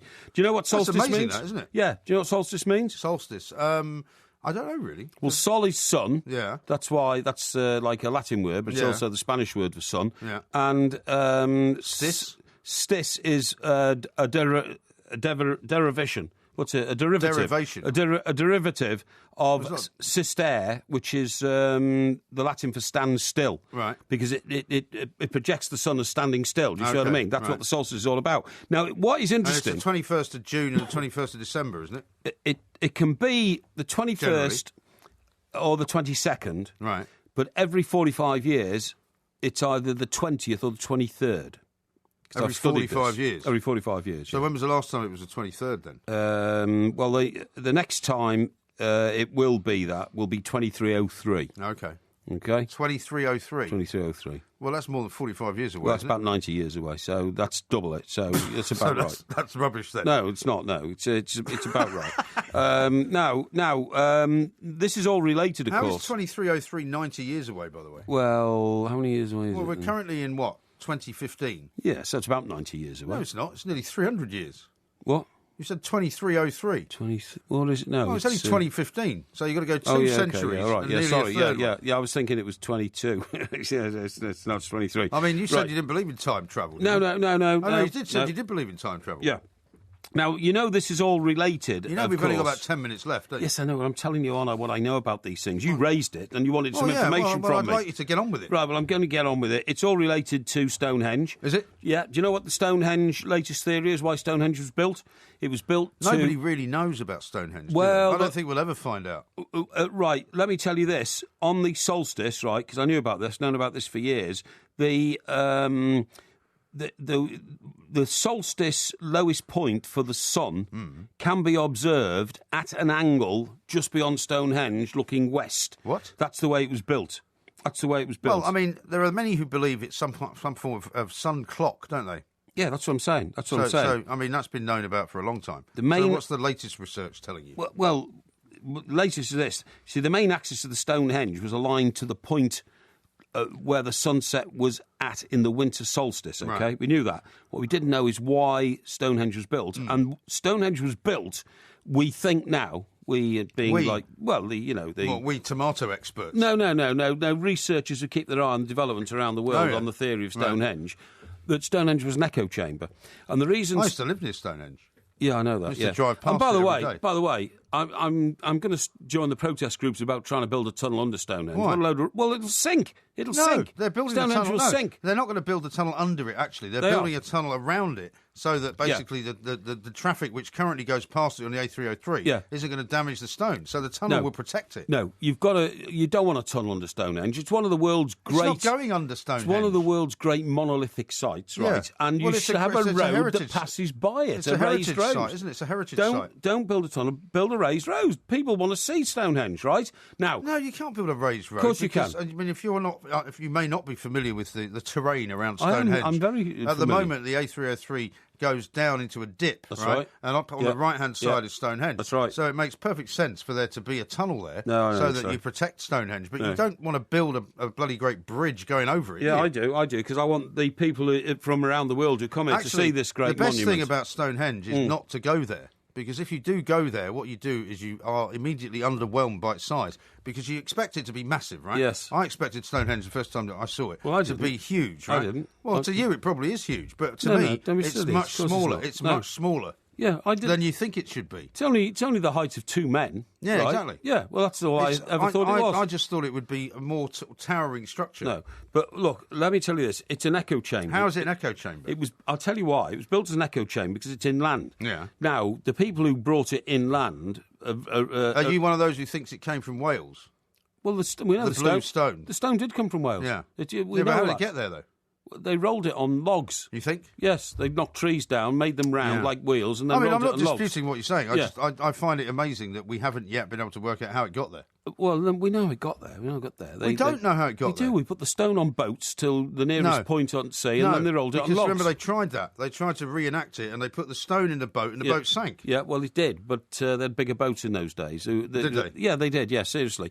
They only put them in little boats, canoes. Put them in boats that they had at that time. Now, what I was going to say to you is, what they were doing was they were trying to replicate a cave, because a cave has echoes in it. Now, ancient man, who wasn't very bright, when he used to go... The ones that built Stonehenge were pretty bright. No, when he used to go into a cave and shout, hello, he'd then hear, hello. Was he Welsh? Hello. Was he this guy? No. Hello. Hello, Boyle. Hello. No, if caveman went into a cave and shouted, Geronimo! Yeah. And then he'd hear, Geronimo. It was an echo. An echo. Now, that's what caves do. They echo, right? Yeah. Now, they thought... Well, it depends on the cave, I suppose. They of course... I mean, ancient man, if you'd have had mirrors in those days, would have been frightened, and he would have run for the mirror, or he would have thrown his spear at the mirror, wouldn't he? Because he had no idea that you could replicate an image. And also, presumably, didn't know what he looked like. Although I suppose if he looked in a pond, he would see his reflection. Well, maybe he was that bright. But what I'm saying is, so the visibility of an image in a mirror would frighten you to death if you're a Stone Age man. Yeah. so would the echo in the cave, because you didn't have the intelligence to work out it was your own voice coming back off the walls. Right. Do you see what I mean? Yeah. So why would they want to replicate that in the middle of a field in Wiltshire? Because they thought it was gods speaking to them. So they thought if they could provide a similar sort of structure... Well, why didn't they build it in a cave then? Because they didn't live in caves anymore. They lived on the land now. Well, what were they doing in the cave? They were cavemen. That's what they didn't live in them. They lived in caves when they were cavemen, but when they developed a bit and didn't want to be cavemen anymore. What were they then? Well, they were field men. No, they were like Stone Age man. Right. They're Stone Age man. Yeah, but why were they going back into the caves and shouting then?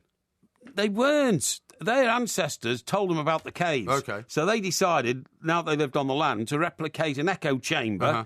But they didn't know it was an echo chamber. Right. They just wanted to build something with stone. This sounds absolutely ridiculous. No, they wanted to build something with stone because they knew the caves were made of stone. But it wouldn't have echoed anyway. It did echo. No, it didn't. You go to Stonehenge and start shouting, all the echoes echo. come back I've been to Stonehenge many times. You've never been in the middle of Stonehenge. Yes, I have. No, you haven't. You're not allowed to. You're not allowed to go into the middle of Stonehenge. I went there before they closed it off. Yeah, that's a very convenient way of getting out of not. it. But I'm telling you, I went there before they actually closed it off. That is exactly what happened. It was an echo chamber. It doesn't echo. It's in the middle of a field, right? It's not enclosed. It doesn't have a roof. How could it echo? I'm not saying they were successful in building an echo chamber, but they were trying to build an echo chamber to get those echoes. For instance, Stone Age, like cave-dwelling man thought there were herds of horses and buffaloes living in caves. Because herds of horses? Yeah, because running... You don't call horses together a herd, do you? Yeah, of course you do. No, you don't. You do. Because running water, dripping... Cows are a herd. Horses are not in a herd. You just listen for a minute. Because running water dripping inside a cave sounded like this. Like horses running. That doesn't sound like horses. Yeah, that's a hoof noise. Listen. Does that sound like a hoof noise? No. It does. It does. No. That sounds like a hoof noise. Yeah, my dad used to do that when I was a kid and make out that it was horses. Yeah, that's what I'm saying. If we both do it, it sounds a bit like horses. Yeah. And that was the noise that used to get in caves, and this is what they're trying to replicate in Stonehenge. I'm telling you, I know these things. Well, I don't feel as if I've been in any way more enlightened about Stonehenge. You should be, mate. 15 minutes to explain that to me. No, he didn't. It's just that you kept interrupting. You kept interrupting with all sorts of stupid theories and nonsensical bits of information which nobody's interested in knowing. Yeah. People want to know what I know because I know things. People don't want to know what you know because you know nothing. I know quite a lot, actually. How about this for a Christmas joke that somebody has sent in on the 1089 line? Mrs. Claus gets up on Christmas morning, opens the curtain, she turns and shouts to Santa, "It looks like reindeer." I quite like that. And here's one from Lee, Yeah. Les in Manchester, who says, "MG, does Mr. Porky Parry get important phone calls from the heads of the Duck Conservancy, Daffy and Donald?" Daffy and Donald. I think that guy's trying to take the mick out of me. What did I hear today? I had a great... I don't know, what did you hear today? A Christmas one about... How about an echo? Did you hear an echo? Hey? Did you hear an echo? No, I didn't hear an echo. Here. It was a play on the word deep pan... Pizza. Deep pan pizza? Deep pan... It's a play on the word about... Deep pan pizza? No, it was about... You're in a pizza parlour? It was Rudolph saying something, and it was deep pan pizza... Deep and crisp and even. Deep and crisp and even, that was it. Deep pan, crisp and even. Yeah. That's right. Yes, that's it. How does Rudolph like his... Well, you're telling the punchline before the joke. No, that's right. I've just remembered it. How does Rudolph like his pizza? Deep and crisp and even. Deep pan, crisp and even. Oh, no, you've really ruined that for everybody now. I haven't. No, you have totally ruined it for everybody. No, because I constructed the joke from a single thought. Right. You see what I mean? So did you read that in a Christmas cracker then? I think so. Yeah. I think so you've been opening other Christmas crackers before you got here? No. I thought in somewhere. Now, a Christmas seriously, publication. we've got to get out of this thing because Bob Ballard's going to join us for the TalkSport Extra Time show. It's going to go all the way through the night. You're heading off. We're going to be back tonight at 10 o'clock. Yes. Of course, for the Christmas Day night special. Yes. Which is another 3-hour show. There will be a podcast coming out a little bit later on, which you can find if you follow at the two Mikes or at Mike Parry 8 or at IROMG. I'm going to be chasing Santa now, I suppose, for the next couple of hours on the way down to Sussex. Yes. And by the time I get home, I think he might have arrived. Will your children be awake now when you get home? No, they'll be sleeping. With all their presents? No. When are they opening their presents? Well, in the morning. Well, I mean, basically, they get. I mean, the one night of the year when they go to bed on time, when they're asked to, is Christmas Eve, because they know that they have to be asleep when Santa arrives. Because otherwise, Santa will not come. But wouldn't it be brilliant if you'd have organised it so that the mother of your children could get your sons up to be there for around about when you get home about 2:30, and Daddy walks in through the door, and all the presents are there, and they think you are, like Father Christmas, bringing all the bacon home. In many ways, I am like that man. But that's what I'm saying. It's been an absolute pleasure working with you on Christmas Eve night. It is now Christmas Day. And yourself, my boy. And we are now going to hear a little Christmas ditty to go out with, which may involve Bing Crosby, the man who was rather rude to one of our listeners. And then, of course, it's Bob Ballard coming up next with Extra Time Through the Night on TalkSport.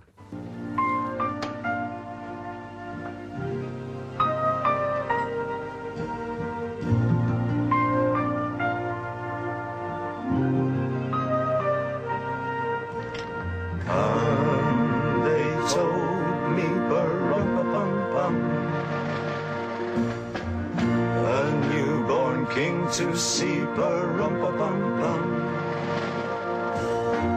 Our finest gifts we bring pa-rum-pa-pum-pum, rum-pa-pum-pum, rum-pa-pum-pum. Peace on earth, can it be? Years from now. That was the Two Mics podcast. Yes, it certainly was. Don't forget, it's out every Tuesday and every Friday morning on iTunes. And you can follow us at the Two Mics. So keep listening for more of MG's loose morals. Believe me, this boy hasn't got a moral fibre in his body. And more of his bizarre buffoonery. What?